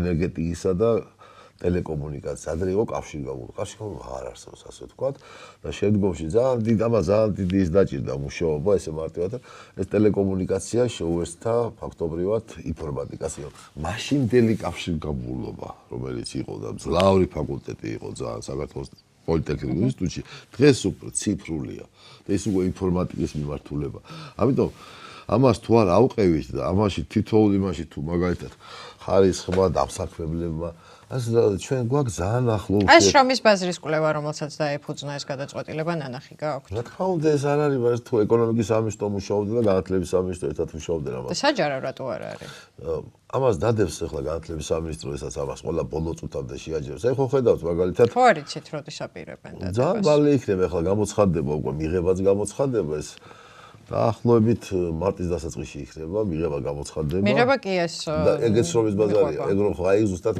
გამოცხადდება და როგორც მინდა გითხრათ რომ სტუდენტების რაოდენობა არ იქნება შევცილებული არც თქვენთან და არც თესევში ჩვენ უბრალოდ არც ჩვენთან მოემატება საერთოდ ესეა იმაზე საინჟინრო ტექნოლოგიურ აქეთმაც არ იქნება და გუშინვე ასევე ითქვა რომ შენობების გაყიდვა კვლავ დღის წესრიგშია თქვენ რომელ შენობებს ემუქრება ეგ საფრთხე ვიცით თუ პერსპექტივა მოდით ახლა ესე ვთქვათ რა განიხილება საინვესტიციო პროექტებად ეს საკითხი მეც დავაყენე ბატონ პრემიერთან შეხვედრაზე და მინდა აღიხსნათ რა შეასაქმე ჩვენ თვითონ ვიძახით ამას და 100 წლის უნივერსიტეტი ვართ, 104 წლის უნივერსიტეტი ვართ. ჩვენს აკადემიურ სამეცნიერო კვლევით, სპორტულ, კულტურულ შემოქმედებით საქმიანობას ვაწარმოებთ 121,000 კვადრატმეტრ ფართობს. დაახლოებით ვიძახით. ჩვენს ასე ვთქვათ, სახელმწიფო საკუთრებაში და ჩვენზე გადმოცემულია 199,000 კვადრატული მეტრი. ჩათვალეთ ამ წუთში 70,000 კვადრატული მეტრი, რომელიც არსებობს, არის თუ ისე კარგ მდგომარეობაში, მაგრამ ის ჩვენ 21-20,000 სტუდენტზე ეს ყოფს რამე ჩვენ ავტორიზაცია შეგვიძლია 30,000-მდე, 28,000-ზე შეგვიძლია მივხვდეთ. ამიტომ ის ფართები, რომლებიც მაგალითად შეიძლება იყოს გასხვისებული და ამ თანხით და მასზე ის თანხაც არ ეყოფა მე პირდაპირ ბატონო პრემიერმა ეს იცის და ძალიან დიდი მადლობა მას ამას უნდა დაემატოს კიდე თანხები რომ შემდგომში უკეთესი და თანამედროვეში აი ქუთაისში ყოფილიყართ ქუთაისში ჩავზარეთ ქუთაისის საერთაშორისო უნივერსიტეტში და არ შეიძლება რომ არ მოგეწონოთ ის კამპუსები არ მოგეწონოთ ვინდა ის სასწავლო კორპუსები არ თუ და ვიცი რომ ესეთი აშენდება კიდევ და კიდევ თბილისში და ჩვენ ახალგაზრდა ანუ ეს ქუთაისის საერთაშორისო უნივერსიტეტი თქვენთვის სამაგალითო უნივერსიტეტად შეიძლება ჩაითვალოს თანამედროვე იმაში როგორც ინფრასტრუქტურა მისით ახლა იქ დასაბამს იღებს ის ადრონი ცენტრი ჩამოსატანია რა თქმა უნდა კარგია რომ ნახავთ თქვენ მას ხო? მაშინ ვერ იტყვით მაგას, იმიტომ რომ ძალიან აი როგორც მაგალითად ამერიკის შეერთებულ შტატებში შეიძლება არ იყოს ეგეთი თანამედროვე აშენება, როგორც იქ არის. გინდაც კამპუსები, გინდაც ლაბორატორიები, ახლა დრონ თერაპიის ცენტრი, რომელიც ერთი სასწავლო იქნება და მეორე გლავით რომ ნახო. ესეთები თუ აშენდება მაგალითად და აშენდება. აი რომელი ეს 70 კვადრატული 70000 რომელსაც ვერ იყენებთ, რომელი შენობებია, რაც არც ისე კარგ მდგომარეობაში. ამაზე ინტერესი არსებობს საზოგადოების და ამიტომ. ხო და მომისმენთ, მოდით ჯერ მაგასაც დავასახელებ, სანამ მაგას ჩვენ ერთად არ გადავწყვიტავთ, მაგალითად ეს მარტივი არ არის. იმიტომ რომ ეს უნდა გადავწყვეტ ჯერ უნივერსიტეტში ბატონმა პრემიერმა ბრძანა რომ აკადემიურ საბჭოსთან ექნება ტექნიკური უნივერსიტეტის მას საუბარი თამას პირად შეიძლება მთავრობას მინის მოადგილეს. და ჩვენც ვიფიქრებთ რომ რომელი საიტი განვითარდება მაგალითად რომელი კორპუსი საიტი განვითარდება ხა ჩვენ მთავრობის გარეშეც უნივერსიტეტის ავტონომია ახსენეთ ჩემი არავის შევკითხულებს ეს ფაკულტეტებს ვაერთიანებთ პროგრამებს ვიწყებთ ამაზე მე მაგალითად სრული ავტონომია მაქვს და არც ვეკითხები ხო მაგრამ ახლა ფაკულტეტების გაუქმება მთავრობასთან თანამშრომლობით იწევთ ეს სხვა თემაა კეთილი მოდით შენობებზე დავრჩეთ დავრჩეთ აბა ამ დღეებში, ამ 12 დღიან პროცესში, მას შემდეგ რაც გამოცხადდა გადაწყვეტილება უნივერსიტეტების გაერთიანების შესახებ, სანამ ეს გადაწყვეტილება გაუქმდებოდა, ტექნიკური უნივერსიტეტი გახდა ხელისუფლების გზავნილების უაპელაციოდ გამავრცელებელი მედიების მხრიდან თავდასხმის სამიზნე, ხო? თქვენ უჩივლეთ კიდეც უბრალოდ ბოდიშის მოხდა სთხოვეთ სამ ტელეარხს, პოსტივის რუსთავიორს და იმედს და იქ თქვით, რომ მიზანმიმართული დისკრედიტაციის და საზოგადოებრივი აზრის მანიპულაციის მცდელობა იყო ჩვენი მაყურებლისთვის, რო ცხადი იყო საუბარია ფოტოებზე, რომელიც გაავრცელეს იმის დასტურად, რომ ტექნიკური უნივერსიტეტი არც ისე კარგად გამოიყურება, შენობები ვერ უძლებს თანამედროვე გამოწვევებს, არ არის აკადემიური სივრცისთვის შესაფერისი გარემო და ასე შემდეგ, ხო? თქვენ ხელისუფლების მხურვალე მხარდამჭერი თუ არა, ღიად მხარდამჭერი ნამდვილად ხართ, ხო? წარმოიდგენდით ერთ დღეს არ ხართ ღიად მხარდამჭერი. მოდით რა, ეს სიტყვა ჩემი ასაგირდა, ჩემი გამოცდილების რა ვიცი მხარდამჭერი რა, ჩემი არსი პოლიტიკური და ყველა თქვენი გაქვთ, მე ჩემი მაქვს. ყველაფერ მეუღლეებს არის სხვადასხვა, ხო? მე ხარს კი აუჭებ, მე ესე ვფიქრობ. და მხარდამჭერები არიან სხვანაირად. მე ესე ვფიქრობ. შემოძვირფასო ნასტასია. რა ტერმინი იქნებოდა სწორი? მე ასეთი პარტიის წევრი არ ვარ. ეს ვიცი. გასაგებია, მაგრამ ვფიქრობ, რომ დღევანდელი ჩვენი პოლიტიკა მიდის სწორად. რა თქმა უნდა, შეუცდომელი არავინ არ ვარ, არც მე და უფლის გარდა არავინ არ ვარ.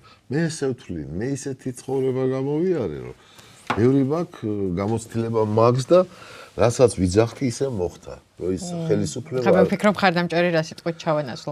მოკლედ ხელისუფლების არა, თქვენ ყველას არა. არ ვიცი, როგორც არის. კარგი. არა, ესე ვცხოვრობ და ესეა და მე ხარს კი აუჭერ, ვარ ისე ამორჩეველი. ხელისუფლების ამორჩეველი, კი ბატონო. ამ ტერმინზე შევჯერდეთ. ქართული ოცნების ამორჩეველი. კი ბატონო.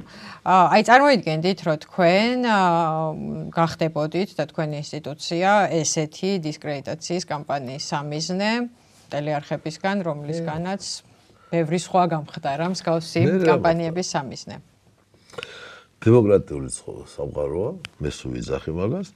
დღეს ესე ფიქრობს, ესე მოვიდა, ესე გააკეთა. ხვალ მეორე დღეს იმედიც იყო ჩვენთან რუსთავის და ყველა იყო და ნახეს. მე მოხდა. ჩვენი პოზიცია დავაფიქსირეთ, რომ ჩვენი პიარი და იმედი და რუსთავი საუბრობენ ერთმანეთს და ნახეთ რომ გაგრძელდება. ესე იყო მაგალითად TV პირველმა საერთოდ ისეთი რამე სასამართლოში უჩივლეთ, კი ბატონო. და მოვიგეთ კიდე. მოიგეთ კიდე. არა, რატომ იცით რომ ანუ ბოდიშს კლაველით ამ სამი ტელეარხისგან. რა თქმა უნდა, ეს თავის ფორმა იქნება, როდესაც ჩვენი პიარი სამსახური და ისინი ერთმანეთთან მოლაპარაკებენ. მიიღებთ ამ ბოდიშს თქვენი აზრით? რა თქმა უნდა მივიღებთ. სხვა თავდასხმებს აღარ ელით? თავდასხმა საერთოდ როგორ შეიძლება უნივერსიტეტის რექტორი დილად ენდებოდა თავდასხმას არ ელოდებოდა. არ რომელიმე თქვათ პოლიტიკური მოღვაწე არ მეცნიერი. ჩვენ იცით მეცნიერებში ზამხელა თავდასხმები გვაქვს მარტო ჩვენს შრომებზე, გამონათქვამებზე. მაგრამ ეს არ არის პოლიტიკური, ეს არის მეცნიერი გვაქვს და ეს მე მგონი პირიქით მაგ სფეროში ყოფნის ხიბლია, რომ დისკუსიებს რა თქმა უნდა, ახლა ეს შენობები რისთვის შენდება კამათისთვის და არა ჩხუბისთვის. უბრალოდ ზოგ ჩხუბში გადააქვთ მთელი ინსტიტუტები და ბიბლიოთეკები და მთელი მსოფლიო უნივერსიტეტები ვიტომაში რომ კამათი დაიბადოს შიგნით და აბა კამათის გარეშე რა მეცნიერი ხარ. ბატონო დავით, თქვენი სწავლის პირველი ეტაპი და მუშაობისაც რუსეთთან არის დაკავშირებული, ხო?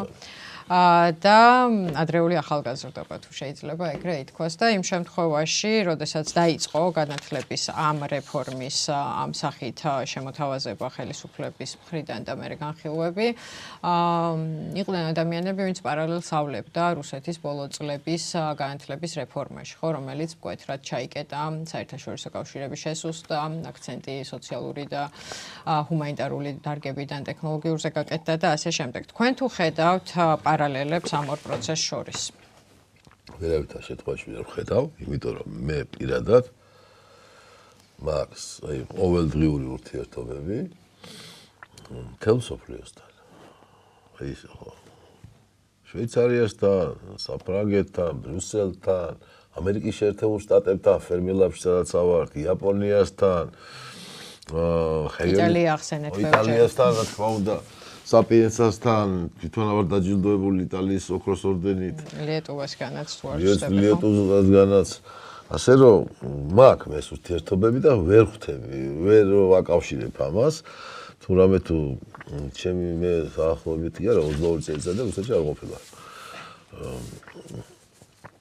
თუმცა ვიცი რომ ახლა პრესასაც ვეცრობი სამეცნიერო პუბლიკაციებსაც მყავს იქ მეგობრები რომლებთანაც კოლეგიალური ურთიერთობა მქონდა მეცნიერებთან, სტუდენტობის მეგობრებიც მყავს და ჩასული არა ვარ ხანდახან ისინი ჩამოსულან უბრალოდ ისე საკითხებზე პროფესორებიც და მქონდა რაღაცა კამათები ყოველთვის. ბევრი ისინი საერთახმებენ პოლიტიკას რომელიც მიმდინარეობს იქ. მაგრამ საერთო ტენდენციებს ვერ ხედავ. ვერ ხედავ რამე თუ ჩვენთან აი მინდა გითხრა რომ თავიდან ბოლომდე ჩვენს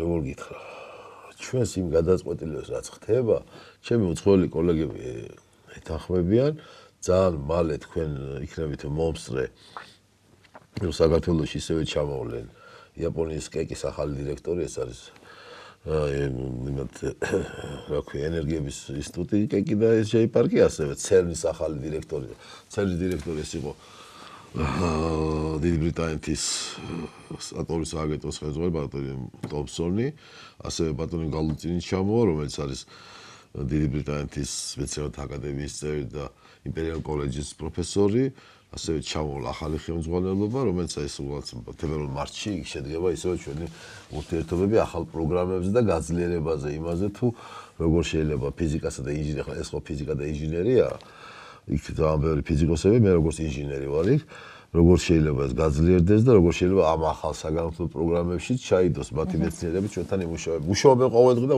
დღესაც რამოდენიმე ადამიანი, ათეული ადამიანები არიან CERN-ში და ჩვენი ინსტიტუტის დირექტორის გუში გაფრინდა. ანუ ამ ჩაკეტვის და იზოლაციის საფრთხეს ვერ ხედავთ. კიდევ ერთი რაც იყო რუსეთში ტენდენცია იყო ის, რომ თითქმის ყველა უნივერსიტეტს მოუწია პროკურატურის შემოწმება ექსტრემიზმზე და ამის შედეგად აღმოჩნდა, რომ ბევრი უნივერსიტეტის სასწავლო გეგმა შეიცავდა უკიდურესად იდეოლოგიზებულ დისციპლინებს და აკადემიურ სიმკაცრესთან იყო შეუსაბამო. რამე ესეთი პერსპექტივა არ გვამუხრება, მაგალითად ჰუმანიტარულ რუსეთის საპროკურატურო ვერ ვიქრები, იცით თქვენ და თვითონ რუსეთის მიზნებში არ ვიტყვი რუსერზები ამას, იმიტომ რომ ეს ჩვენი მეზობელი მართლმადიდებელი ერია და ნუ ძალიან ბევრი რამ გვაკავშირებს. ნუ რუსეთის ხელისუფლების ასე ვთქვათ, სხვადასხვა გადაწყვეტილების აპოლოგეტი ვერ ვიქრები თუმეტეს მე. რუსეთთან საბოლოო ჯამში გაბრაზებული წამოხვედით 22 წლის წინ? რუს ხალხზე არა ვარ გაბრაზებული, არ შეიძლება რუსეთის სახელმწიფოზე ხელისუფლება ხა ვინც ტყუილა დამიჭირა და იმისთვის დამიჭირა რომ ჩემი ქვეყანა მიყვარდა და რაღაცას ვაკეთებდი უდიდეს ქართველ ერისკაცებთან ერთად ახალგაზრდა ბიჭი რა თქმა უნდა გაბრაზებული იქნებოდი ახლა. ანუ მას შემდეგ აღარ ყოფილხართ რუსეთში რომ გადმოგცათ საქართველოს სასჯელის საქმოსახდელად. თუ ყოფილხართ კიდე? არა, ხო გითხარით 2004 წელს ვიყავი როდესაც მინისტრის პირველი მოადგილე ვიყავი და მოვალეობას ვასრულებდი ენერგეტიკის, მაშინ ვიყავი ჩასული და რომ ჩამოვიდი ვარდების რომელიცაც მოხდა. რომელსაც როგორ მოვლენად აფასებთ? მე მინდა გითხრათ რომ თავიდანვე მოვლენად ვაფასებდი. არა, მოვლენად არა, მოვლენას თვითონ სისტემა შეიძლება შეცვლილიყო, მაგრამ არ შეიძლება და არჩევნების გარეშე შეცვლა და იმ ახალგაზრდების მოსვლა ხელისუფლებაში რომელიც მოვიდეს. ეს არის შევალეს უდიდესი ჩემი აზრით შეცდომა რომ მათზე შეაჩერა და ამით ქვეყანა ცოტა სხვა გზაზე დააყენა. მან ბევრი რამ გააკეთა ქვეყნის, მაგრამ მას დაუფარავად ვიტყვი რომ შეცდომა იყო ახალგაზრდა. იმიტომ რა არის იცით რთულია აი არ შეიძლება ქართველებში არ იყოს სიყვარული. აი დედა და მამაც არიან სხვადასხვა ასზე. მეუღლეები არიან ძმაკაცები. მე მყავს მეგობრი, რომელთაც არასდროს ჩვენ ერთნაირი პოლიტიკური, ასე ვთქვათ, პოლიტიკური მისწრაფებები არ ქონდა. უახლოესები ვიყავით ყოველთვის. აი ამ დროს უკვე მოვიდათ აობის ის წარმომადგენლები, რომლებაც გახლით ეს ყველაფერი. ზოგი ამას ქართულ ოცნებაზე ამბობს, რომ პოლარიზაციამ ეხლა მოიმატაო. რა მოიმატა, მე არ ვიცი რა ხდებოდა. თქვენ რა მეძნადით და ქალი გახვალ. 18-ის. 20 წლის წინ ვიყავით 20 წლის წინ ვიყავით 18-ის შესაბამისად. 18 წლის და სტუდენტი ვიყავით. აი ქალიშვილმა მითხრა მაშინ რა. უკვე მეორე თორ სააგაშვილა პირადად გასაბზარება დაგავების. მამა რა გინდაო ეს მამა მეთხარ დადმანდი მეთქი. მოვა დრო და იავაღებ მეთქი. ეს იყო ჩემი სიტყვებით, ჩემ ქალიშვილთან, ჩემ გარდაცვლილი მეგობრის შვილთან, რომელიც ერთად სახლში მაგალითად მაშინაზე ბავშვები მითხრეს. იმიტომ რომ არ შეიძლება, ჩემო ანასტასია, ადამიანებს პოლიტიკური სხვადასხვა აზროვნების გამო ერთმანეთი არ უყვარდეს. აი ეს მოიტანა ჯერ სააგაშვილის ხელისუფლება და სრულიად შეცვალა ის მენტალობა ქართული. გახსოვთ მამაროშვილის დახმარებისთვის დაიჭირეს. ბატონო დავით, მოდით გადავიდეთ თქვენ დაჭერებზე. რამდენ დროსაც მოვცეთ ყველაფერს. ხო, ამაზე მინდა რომ უპასუხოთ, იმიტომ რომ ამ რეფორმის ფარგლებში ბევრჯერ მოვისმინეთ თქვენი ბრალდებები სააგახევის ამბავი. ეს დიდი ხანი არის ხოლმე. ხო, თქვენ გააქვთ ამაზე მთავარისთვის მიცემულ ინტერვიუში ნაპასუხები, მაგრამ რაც საჯარო ინფორმაციებში იძებნება, 3ჯერ ხართ, ხო, ნასამართლეები, 4ჯერ. რუსეთში 2ჯერ იარაღის გამო და მე 2ჯერ საქართველოში. აი მოგვიყევით როგორ იყო ეგ ამბავი.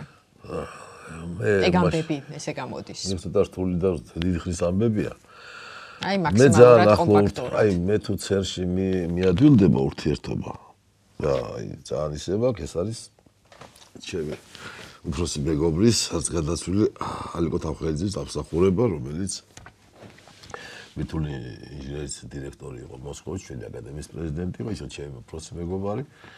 ასევე მისი მოადგილე იყო აფხაზეთის თავმჯდომარე, მინისტრობის თავმჯდომარე ყოფილი ოთარ ზუხმაია. ასევე ივერი ფრანგიშვილი. და ჩვენ მათთან მეგობრობით მაშინ როდესაც მე მოსკოვში წავედა მუშაობდი ფიზიკის ექსპლორატორის ინსტიტუტში, ჩემს ხელმძღვანელთან ერთად, ბატონ ალექსანდრე სოვოლოვთან ერთად, რა თქმა უნდა, ბიზნესი უნდა მეკეთებინა.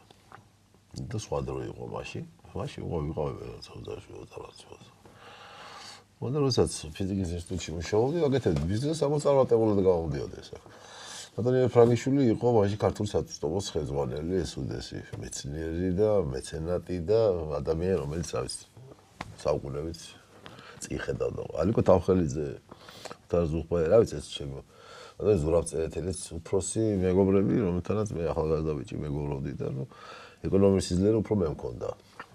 მაშინ იყო მოსკოვში ხალხთა მეგობრობის მუზეუმი. ეს იყო ბაშა გურინსკაიაზე. და ეს მუზეუმის აღება უნდა და მაშინ ჩემი კომპანიით მოვიფიქრეთ რომ ეს უნდა საქართველოსთვის შეგვენარჩუნებინა და ამასთან ერთად ვეხმარებოდით აფხაზეთიდან დევნილ ადამიანებს. მე არ მეყვარს ამაზე საუბარი, ერთხელ თქვი და ამაზე ერთხელ გავაჩერეს, ორჯერ გავაჩერეს და მესამედ უკვე შევამივარდეთ დამაკავეს ჩამიდეს საფხულში, მოკლედ პერანგში, ასე ვთქვათ, ამი რა ვთქვა ეს ლიმონკა. დამაკავეს ჩემთან. ეს იყო იარაღი, რომლის ლიმონკა პედაბიში შარვალის სამჯიმეში საფხულში წამიყვანეს. ჩემთან ერთად წამოიყვანეს ერთად იმ წუთშიც ერთად ვიყავით, სადილოეთ. ჩემთან წამოიყვანეს ეს ჩემი უფროსი მეგობრი, ისინი გაუშვეს, მე დამაკავეს. მე 30 დღეში გამომიშვეს გირაოთი, მე გამამართლეს. მე პროკურატურამ კიდე შეიტანა, იმიტომ რომ იქ უკვე გამოჩნდა რომ ის ჩემი არ იყო. პროკურატურამ შეიტანა უკვე მოსკოვის საქალაქსაც და იმანაც გამამართლა. ამაზე გაბრაზდა მავალ. ეს რომელი წელია? ეს გეტყვიშვილი არის ალბათ 93 წელი რა. ხო? ამაზე გაბრაზდა მავალ და მეორად უფრო სერიოზულად დავაკავო, იმიტომ რომ სახელმწიფო ჩამოვდიოდი მანქანასთან მაშინ. დაცვას ყავდა ისიც გაწიეს ყველა და რაღაც იარაღით ჩამიდეს. ამის შემდეგ მე მასამართლეს და გამოსამართლეს გადმოიყვანეს მე უკვე საქართველოს ექსტრადიცია და თბილისში პარლამენტის საგამოძიებო კომისია სწავლობდა მაშინ. არა, მაშინ თბილისში გამათავისუფლეს. დამოვიდი დავიწყე მუშაობა ბიზნესში, ასე ვთქვათ, და შემდეგ უნივერსიტეტის წარდგინებით გავხდი ენერგეტიკის მინისტრის მოადგილე. იქაც აღმოჩნდა ადამიანები, იცილეს რომ რატომ უნდა იყოს ნასამართლები მაშინ და შევარდნაძის სახელზე დაწერეს, ასე ვთქვათ, წერილი. ბატონო შევარდნაძე დავიძახა და დაავალა მაშინ საგამოძიებო კომისია იყო. ბატონო რომან რურვაცი ორი კომისია იყო და ერთი იყო მიხეილ ოსაძის. ეს რომელი წელია? ახლა უკვე გეტყვი მეცადე. ალბათ 2000 ან 2001 ალბათ ან 2 რა.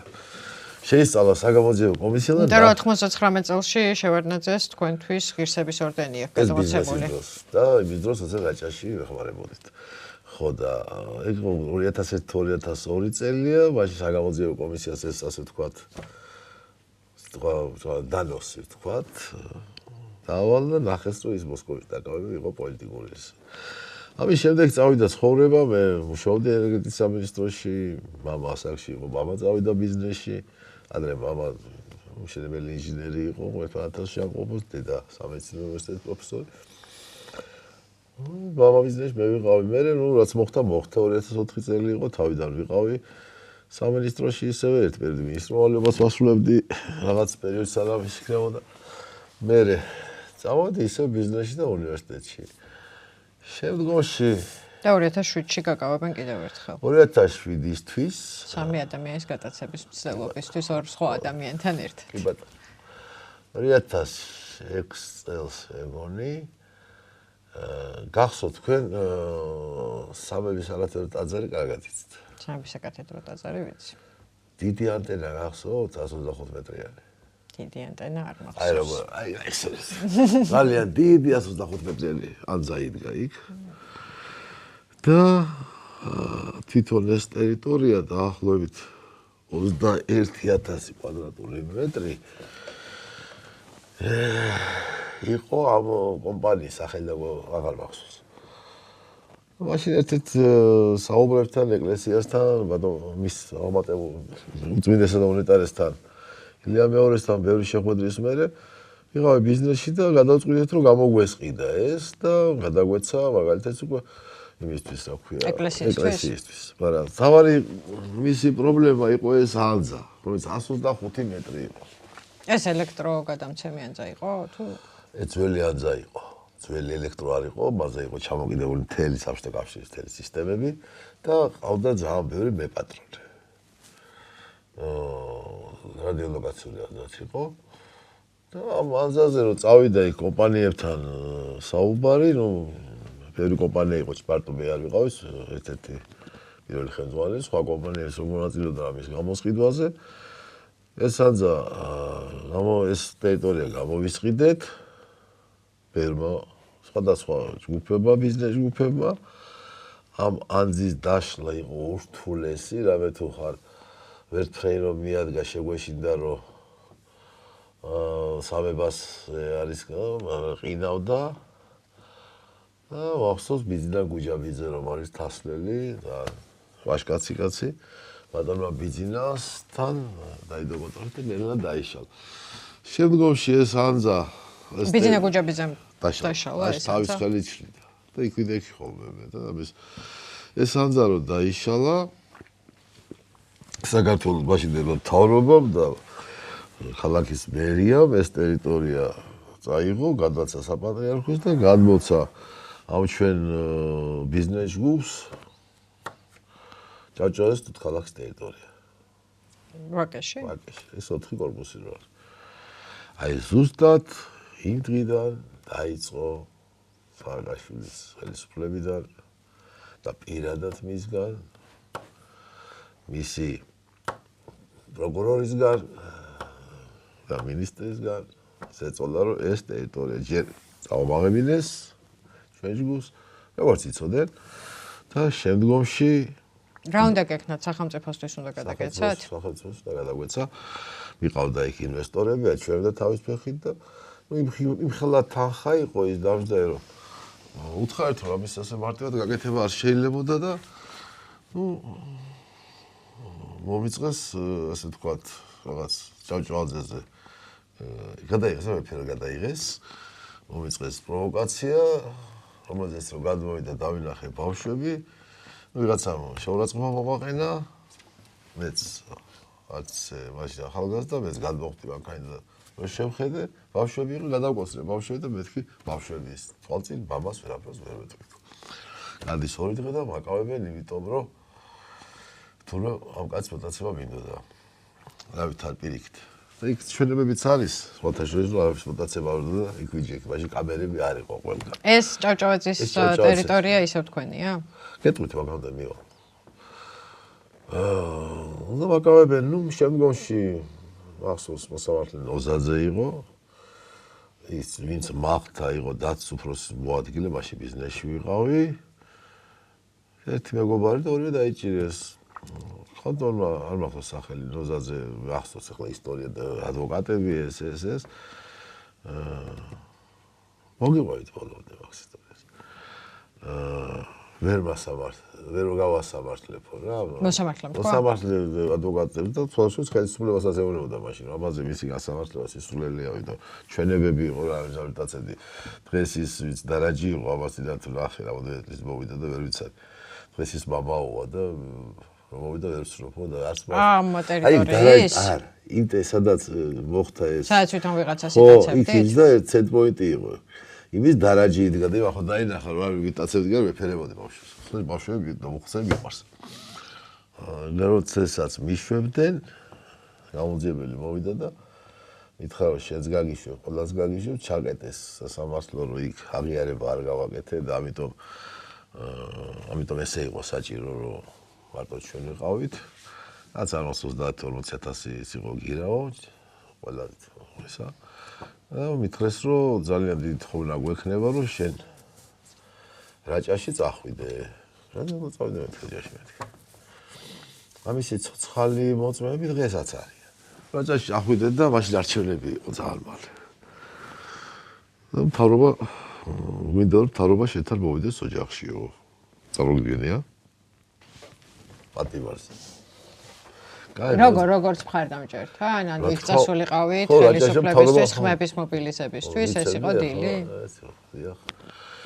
ესეც ცნობილი ფაქტია რაჭაშიაც, ამას ვერ დავალოს ვერავინ, რომ თარყვებოდი და რა გინდა და ბოლომდე მოგიყვებით. კი, მაინტერესებდა სულ ეს ამბავი. ამიტომ წავედით რაჭაში და მაშინ ბატონმა კოდუა ისიც მითხრა რომ სუფრას ეხლა შენ თუ გაგიჭირდება ერთ-ერთი მე გააკეთოთ ხარ მე სუფრა არ მიჭირს მეთქი.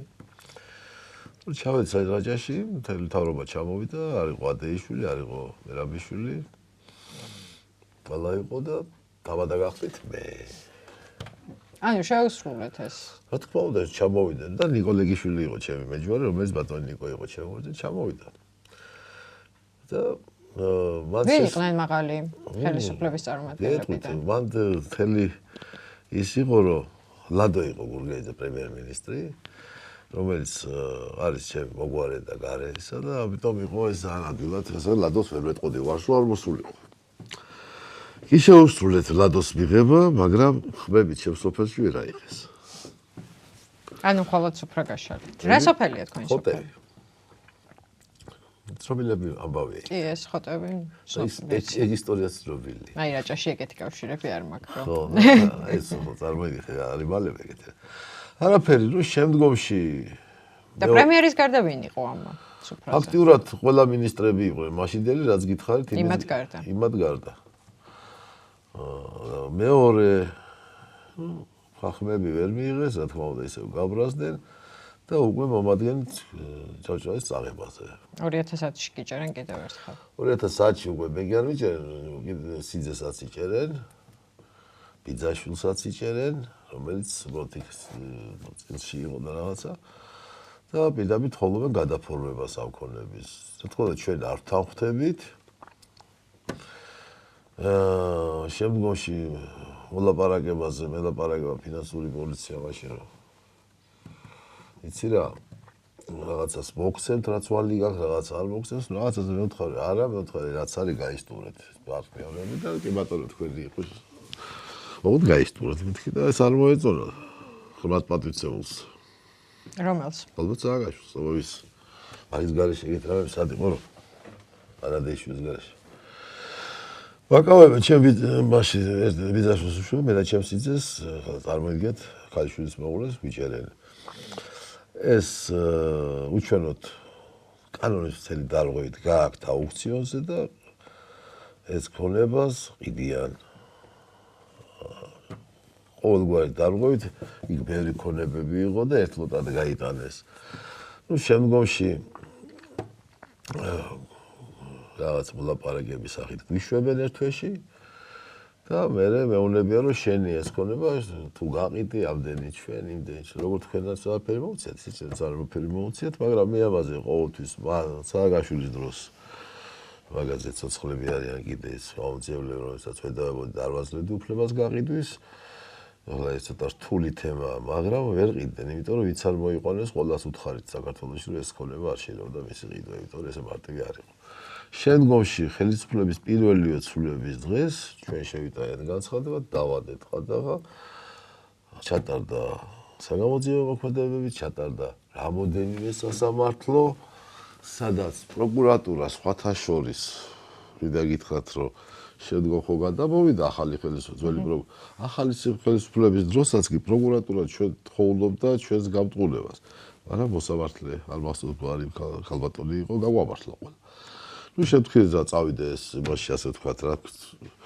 სააპელაციო პროკურატურა ყველამ გაგვამართლა ანუ ეს ტერიტორია დარჩა თქვენი ტერიტორია ეს ტერიტორიას ედო ყადაღა ბოლო წუთამდე და ეხლა ეს ტერიტორია რომ განთავისუფლებს და ისაქნა საკედა რა თქმა უნდა მივეცით საშუალება რომ ბიზნესი წამოიწყონ და შემდგომში მე ამაში არ ვერევი და ჩვენი ბიზნეს პარტნიორები შეერევენ და ჩვენ დანახარს რაღაცაერთ ამოვიხთ ანუ ახლა თქვენი ჩვენი მარტო ჩვენი არ არის ყველასია პირველად კეთილი.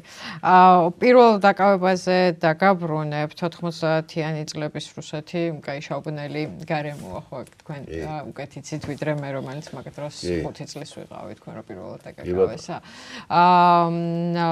რატო ფიქრობთ რომ ქართველების დახმარებისთვის და აფხაზეთის დევნილების გამო დაგაკავეს და არა რაღაცა იმ გარიგებების და კრიმინალური ელფერის გამო რაც მაგ დროინდელ ბიზნესს ახასიათებდა რუსეთში. არასდროს მომისმენთ ძირფას ანასტასია ისე გავიზარდე და ისე ვიცხოვე პოლიციის და მაშინდელი მილიციის კარები არა მაქვს კარებში არ ვიყავი შესული სხვაშორის კარგად სწავლობდი ჩაოლური ცელქი თბილისელი ბიჭი ვიყავი რომელიც კარგად სწავლობდა მასწავლებლებს უყვარდი მუსიკაზეც დავდიოდი ფორტეპიანოზე ბეთჰოვენი არ ყოფილა მაგრამ დავდიოდი მილიციის კარები გადასული არ ქონდა ეს ჩვენ გვითხრეს ყველას მე კი არ ვიცი არ მინდა მყრეხელობა თქვა და ახლა გარდასული შემოფროს მეგობრებს ვთქვა მაგრამ მათაც უთხრეს რომ ნუ აკეთებთ ამას და ის შენობა რადგინდათ ის ჩვენი მუზეუმი დაანგრიეს როგორც კი მე დავაკავეს ოროთახიანი ბინა მიცეს მე იმ მუზეუმის რაღაცა და დაანგრიეს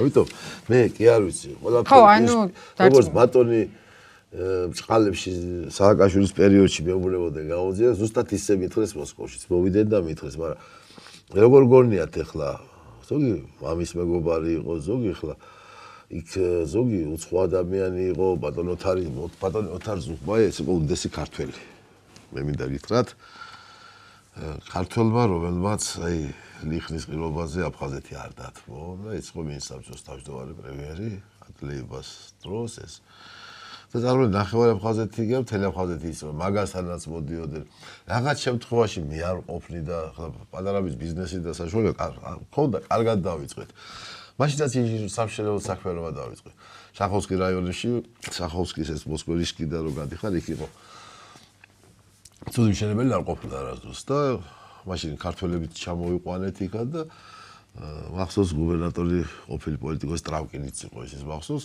იმ რაიონში ვაშენებდით სახლებს აი გერმანიიდან რომ ჯარები გაიყვანეს და შემოსავალი კარგი იყო ამ შემოსავლიდან ახლა ბოლომდე მე არ ყოფილი და იმდენი ჩამოდიოდა ადამიანი ბატონო ოთარხარ ჩემთან ახლა მამას მეგობრებიც ეს მახსოვს ეს მე დაგვიძახეს მაგრამ ძირითადი ეს იმდენად ისეთი ალბათ მაშინდელი უშუალობა ამასაც უყურებდა მაგრამ ძირითადი კიდე ის შენობა იყო რომელზეც მაგალითად ძალიან ნერვიულობდა ბატონი ალიგო თავხელიძე და ივერი ფრაგიშვილი ვახტანგბეის დასახლარი იყო ამიტომ ძირითადი კი შენობა იყო, რომელსაც დაემატა ეს ალბათ მათთვის პოლიტიკური, ასე ვთქვათ, ის რომ ეს ადამიანები სხვაგან გაეშვათ.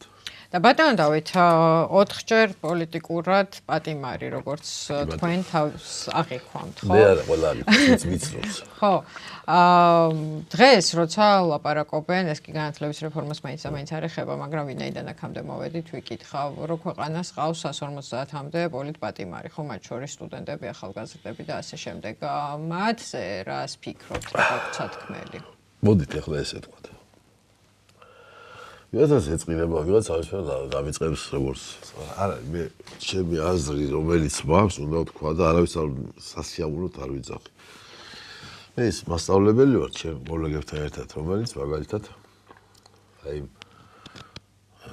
პროცესებში, რომელიც რუსთაველზე იყო, ჩვენ საყვარელ რუსთაველზე გავდიოდი და ბავშვები, რომლებიც ხდებოდნენ სტუდენტები, ქაშვეთში ჩავყავდა. თქვენი ძახით რომ სინდისის პატი მე ვერ ვთვლი იმას რომელმაც პიტარდეს ისროლა ჯოხი ჩაარტყა ის არ არის რა თქმა უნდა მე არ მინდა რომ ისინი ციხეში იდგნენ მათაც უნდა მოინდანიან არ შეიძლება დასდასი მე აი საჯაროდ გამოვდიო და კიდე გამოვდა ვეუბნები რა თქმა უნდა დემოკრატიულ სამყაროში უნდა იცხოვრო რა თქმა უნდა შენი აზრი უნდა დააფე რა თქმა უნდა რაც მე იმ დღეებში მე და ჩემ ამ მეუღლე ღამე სახში რომ მოვიდოდი გადავიტანეთ ნერვიულობა იმასაც უყურებდი მაგალითად ხო არ შეიძლება ეს შვილი დავმაგდე ანუ 28 ნოემბრის შემდეგ გადიოდით რუსთაველზე? ყოველთვის გავდიოდი და არის ანუ ამ დღეებშიც ამ დღეებში გავდიოდი რომ სტუდენტები რომ ხდებოდნენ ჩემი ჩავყავდა ხოლმე ჩათქვეთვით არა იმიტომ რომ მე ბავშვს ვეუბნებოდი კიდევაც არ წახვიდეთ შვილო წაცა ბოდიში წადით მაგრამ არ გაისროთ აი გასტროლა რო იყო მე შინოდა რამოდენიმე ღამე გავედი მე რა ვიღაცას ეგონა იმის რაც უნდა აქეთ ოპოზიციის რადიკალურ ოპოზიციას მიდიოდი და გამოვყავდა და ვეუბნებოდი და ეხლაც ვეუბნები გადით ეხლაც რომ მოდიოდნენ ჩემთან სტუდენტები ხა როგორ ფიქრობთ მე ჩვენ რაც შევძელი და მეც და ჩემმა გუნდმა აი ეს 12 წლის განმავლობაში მადლობა მინდა ყველას უთხრა რომ არავითარი პოლიტიკური განცხადება არ ყოფილა ეს სამაგერად იყო წერილი ბიძინა ივანიშვილის მიმართ, რომელზეც ბოლოში ეწერა თქვენი მხარდამჭერებიო და ამაზე მინდოდა მეკითხა, ბარემ გკითხავთ.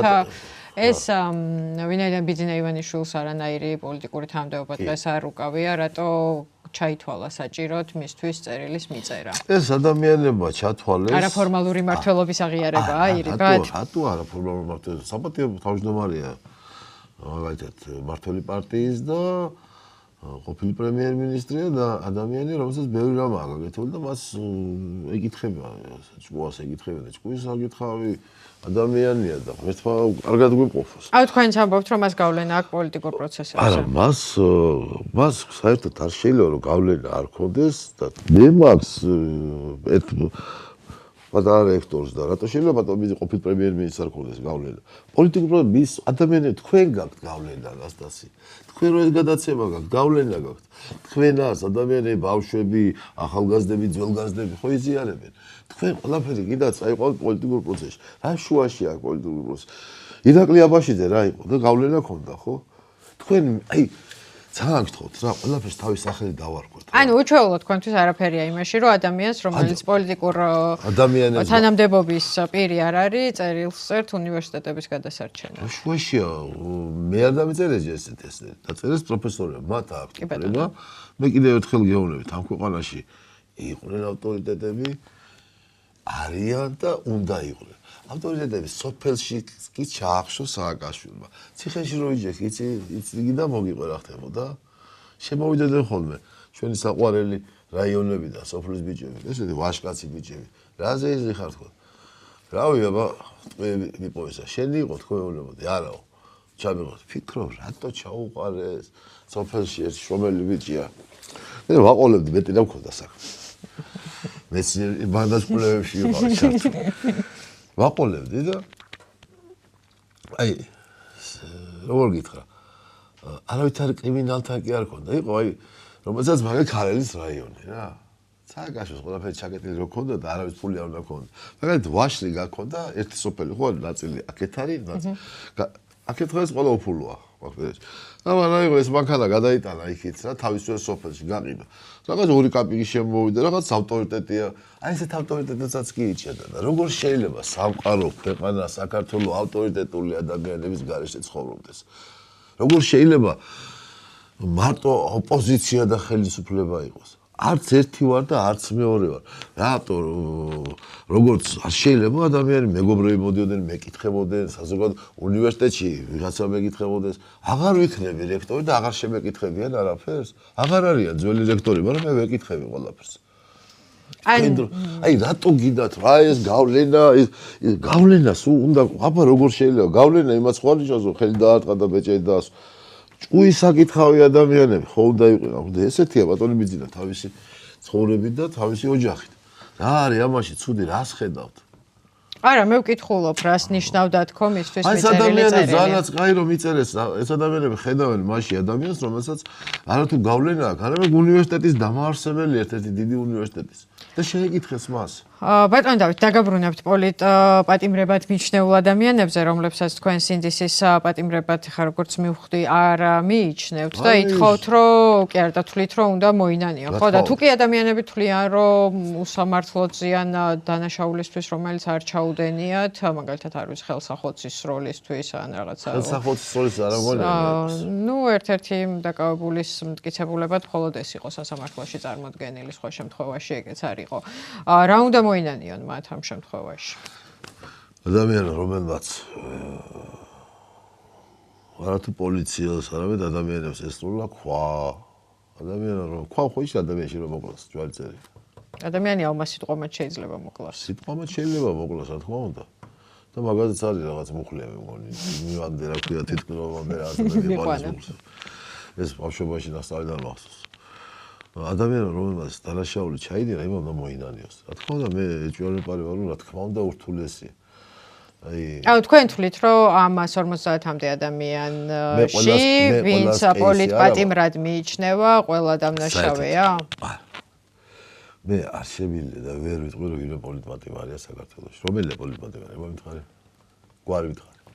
არ ვიცი 150-მდე. ანდრო ჭიჭინაძე მაგალითად, რეზო კიკნაძე. რამე ამ დროს არაფერი უქნია, არ უსვრია არაფერი არ გაუშავებია. აი თქვენ რა გაქვთ ნანახი, რომ ამბობთ, რომ სამართლიანაცის და არ არის პოლიტპატიმარი. როგორ შეიძლება იყოს პოლიტპატიმარი, რომელიც იმ პროცესებში მონაწილეობდა და ის პოლიტპატიმარია? პროცესებში 100,000-ობით ადამიანი მონაწილეობდა, რომ დაიჭირო ყველა სამართლიანად დაკავებული იქნება. ყველა არ დაუჭერიათ მე. რამდენი 150-ია, რამდენი 100,000-ში, ხო? მოდი პროცენტულად დათვალე. ხო, მაგრამ თუ ადამიანი ხელსახოცის როლისთვის ზის ციხეში. მე არ მგონია ხელსახოცის ეს ხელსახოცი რაღაც ხო არისო. ეს პროკურატურას უნდა ეთქვა, რომ თქვამს რა იტყვი. მე არ ვარ პროკურორი და არც თქვენდა. მოდით ახლა ხო არის საშუალება სტრასბურგში გაასაჩივრონ. რა თქმა უნდა, მე არ მინდა რომ იქ იჯდნენ და მე მინდა რომ მათ შეწყალებას დაწევენ და გარეთ გამოვიდეს უყო. გინდა გითხრათ, იმენად მე ზიზღება რომ ადამიანი საერთოდ ციხეში ვერავის ვერ იმეტებდით და როდესაც ბაჩო ახალაია დააპატიმრეს ამას ტელევიზია და ჩემ მეუღლეში უყურებდით. ამას სრული ფელობით გეუბნებით. ორივე შევწფუნდით, იმიტომ დაპატიმრება რა ვიცი არ. ეს ბოლო დაპატიმრებაზე არა, პირველზე მაშინ. ეხლა მივეჩვიეს. იმას უკვე რაც იყო სააგაშვილის დროს და ორივე შევწფუნდით. მაგრამ მე მივხვდით, რომ ის დასაკავებელი იყო, მე ზუსტად ვიცი, რასაც შვებოდა. მაგრამ სხვანაირი გზა მის დაშლისა არ იყო, თორემ ადამიანების დაკავება და დაპატიმრება არ შეიძლება ნორმალურ განათლებულ ადამიანებს უხაროდეს. ამიტომ რაც შეიძლება მალე უნდა იყოს ეს ყველაფერი დამთავრებული, რაც შეიძლება მალე უნდა იყოს ამ ბიჭების მიერ და ამ ადამიანების მიერ ეს მონანიებული და ისინი უნდა დაუბრუნდნენ თავის ცხოვრებას და ნუ იქ არ მინდა ხა გვარები თქვა, მაგრამ აი მაგალითად ზიამაღლობელი არ არის პოლიტიკური პატიმარი თქვენი აზრით? ზიამაღლობელი რატო არის პოლიტიკური?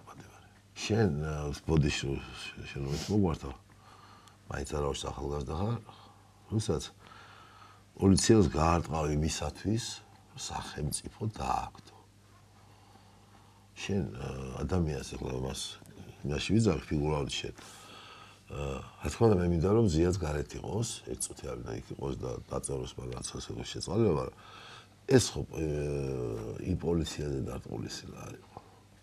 ეს ხო ძლიერ თევზზე დამდგარი ქვეყნისთვის დარწმუნებული იყო. ამიტომ არ როგორც თავად განმარტავს ეს იყო სილა რეჟიმისთვის. აი სილა ხო და საქართველოს რეჟიმი არ არის რა, ღმერთის წყალობით არის ხელისუფლება, არის მთავრობა და მოდი ჩამოყალიბდეს ნორმალური ადამიანთა ოპოზიცია, რომელსაც როგორ გითხრა, აკმაყოფილებული აზრი ხელისუფლებაში გაიქნება მოსვლის მხოლოდ იმ სკამზე დაждდობის. ექნება პროგრამა, რომ რას გააკეთებს და რას აჯობებს, მაგრამ ადამიანს რომ თელი თავის ცხოვრება მარტო არაფერი უკეთებია, იმას ან დაუჯერებს არ არის საზოგადოება. მეორეა, ყველა დღევანდელი რადიკალური ოპოზიცია რო ეძებს მხოლოდ და მხოლოდ თემაში ფილმშია კარგად გასწოროს, ის ფილმი გექნება და საგრაინცა და პამოჟით. როგორ არ გავს 12-ის კამე. აი 25 მეტრიანი. ისა ელფიდა პეტროვი. ო, საგრაინცა. ეგ წაკითხული მაქვს, ფილმი არ მაქვს. ნახე, აი ფილმია ძალიან. ხო და აი მაგას რო მხოლოდ და სოფელში არ ჩახვალ, მიიხოსთან, მაროსთან, ეფროსინესთან, შენი ქვეყანა ეს არის. სადღაც სოფლებში ხალხი ბატონო დავით. როგორ არ არის? მოდი თქვენ საყვარელ რაჭაში უფრო და უფრო ცოტა ბავშვი იბადება ყოველ წელს. მოდი დავუბრუნდეთ. ეს უხსარაგებს. მაგაზე არ ვაგებ და ხალხი არის და იქ არის ხალხი რა მე რაჭაში ძალიან შემცირებულია მოსახლეობის რაოდენობა ქუთაისთან და კიდე სხვა რამდენიმე ადგილთან შედარებით. დაგაბრუნებთ განათლების რეფორმაზე და ამოვწუროთ ამით ჩვენი გადავაცილეთ ძალიან. იცით რა იქნება შემდეგი ნაბიჯები ამ რეფორმის ფარგლებში? რა თქმა უნდა, დაახლოებით ვიცი და ვხვდები მაგრამ. თესეუს რა ელოდება, ილიონის ფაკულტეტები ვის შეერწყმება? თესეუს სახელოვნებო უნივერსიტეტებს რა ბედიელით და ასე შემდეგ. სახელოვნებო როგორც მე ვიცი, არქიტექტურა რჩება მოკლედ ორივეგან ეს გავარკვიე. კი, ეს გავარკვიე. აი დანარჩენები რა იქნება? არაფერი, თესეუ გაძლიერდება და როგორც ედა უნივერსიტეტი იქნება ისეთი ძლიერი და ფიქრობ რომ კიდევ და კიდევ უფრო მეტი ინვესტიცია. იქ არსებულ ტექნიკურ საგნებს რა ელის? თუ რამე ისეთი ტექნიკური წამოა ჩვენთან, მარტო იქ არის და სამედიცინო წავა სამედიცინოში. სამედიცინო წავა სამედიცინოში და იქ რაც არის, მაგალითად რაც არის, ხა დაждებია დღეს უკვე საღამოს 6 საათზე ხლა მე მეჩქარება უკვე ჩემები მიდია სამეცნიერო კომისიაში სამუშაოს, რომ ჩემს სწავლებები მივცე, რომ იქ რაც არის, მაგალითად ტექნიკა ტექნოლოგიური წამოა ჩვენთან. დანარჩენი თესეო გაძლიერდება პედაგოგიკა უნდა გაძლიერდეს საქართველოში. რა თქმა უნდა. როგორ? პროგრამებით. აუ თესეოს გაძლიერების ხარჯზე? რა თქმა უნდა, თესეოს უნდა გაძლიერდეს და ყველა უნივერსიტეტი უნდა გაძლიერდეს. ხო, დანარჩენი ხო ნახოთ ახლა ილიონთან რა გადაწყვეტილება იქნება, მე ვერ გეტყვით, არ ვიცი. და ტემპი როგორი იქნება? აი მაგალითად ილიონისთან შემდეგი გადაწყვეტილება როდის შეიძლება იყოს? ილიონში არ ვიცი, მაგას მე ვერ გეტყვით, ეს ჩემი არც კომპეტენცია და არც ინფორმაცია მაქვს ამაზე, მაგრამ ვფიქრობ, რომ ტემპი სწრაფი უნდა იყოს, რომ რეფორმა არ დაჭეს რეფორმის და ამის ძალიან დიდი იმედი გვაქვს ბატონ ირაკლი კობახიძის, რომელმაც თქვა. ბატონ ირაკლი კობახიძემ რომ თქვა, რომ რიგი ადამიანები სუბიექტური ინტერესიდან გამოდიან და რექტორის გამს უფრთხილდებიან და ვის გულისხმობთ თქვენ თუ ჯაბას ამუშიეს? არც მე ვფიქრობ, რომ არც მე არ გულისხმობ და არც ჯაბას. მაშვის. ძალიან ბევრია კიდე საქართველოში. და სხვაგანაც, ასე რომ ბატონ ირაკლის და გუში რაც მქონდა, ძალიან თბილი და ასე ვთქვათ, კომუნიკაბელური საუბარი მქონდა, ჩვენ მას ვიცნობთ და ვიცით, რომ ანუ თქვენით ის არ იყო უკმაყოფილო. არა მგონია. და ბოლოს კითხავთ, კლასგარეშე კითხვა, საქართველოს დამსახურებული მშენებელია ვიკიპედიას სტატიაში ეწერა და ეს რისთვის მოგენიჭათ ეს სტატუსი? დავალი შენების აღზრდისთვის და ბევრი რამის აშენებისთვის. ჰიდროეგური ხო იცი რა არის? კი, ეგური ვიცი რა არის. აი რამდენი 19 წლიდან იქ მუშაობდი. ეს კონკრეტული ერთი შენობისთვის აინჭება ადამიანს თუ წვლილისთვის ამის? წვლილისთვის რას აშენებს და რას რამდენ შენებელს აღუძლის. ეს არის ესეთი თქვა ჩვენ წელსაც წარმოადგენთ ჩვენი პროფესორ მასწავლებელი, რომელიც იმდენი მშენებელი აღზარდეს, რომელიც ეს ქვეყანა ყოველ წელს გაიცემთ? ხო, რომლებაც ეს ქვეყანა ააშენეს. კეთილი. დიდი მადლობა. მადლობა თქვენ. ჩვენთან სტუმრობისთვის.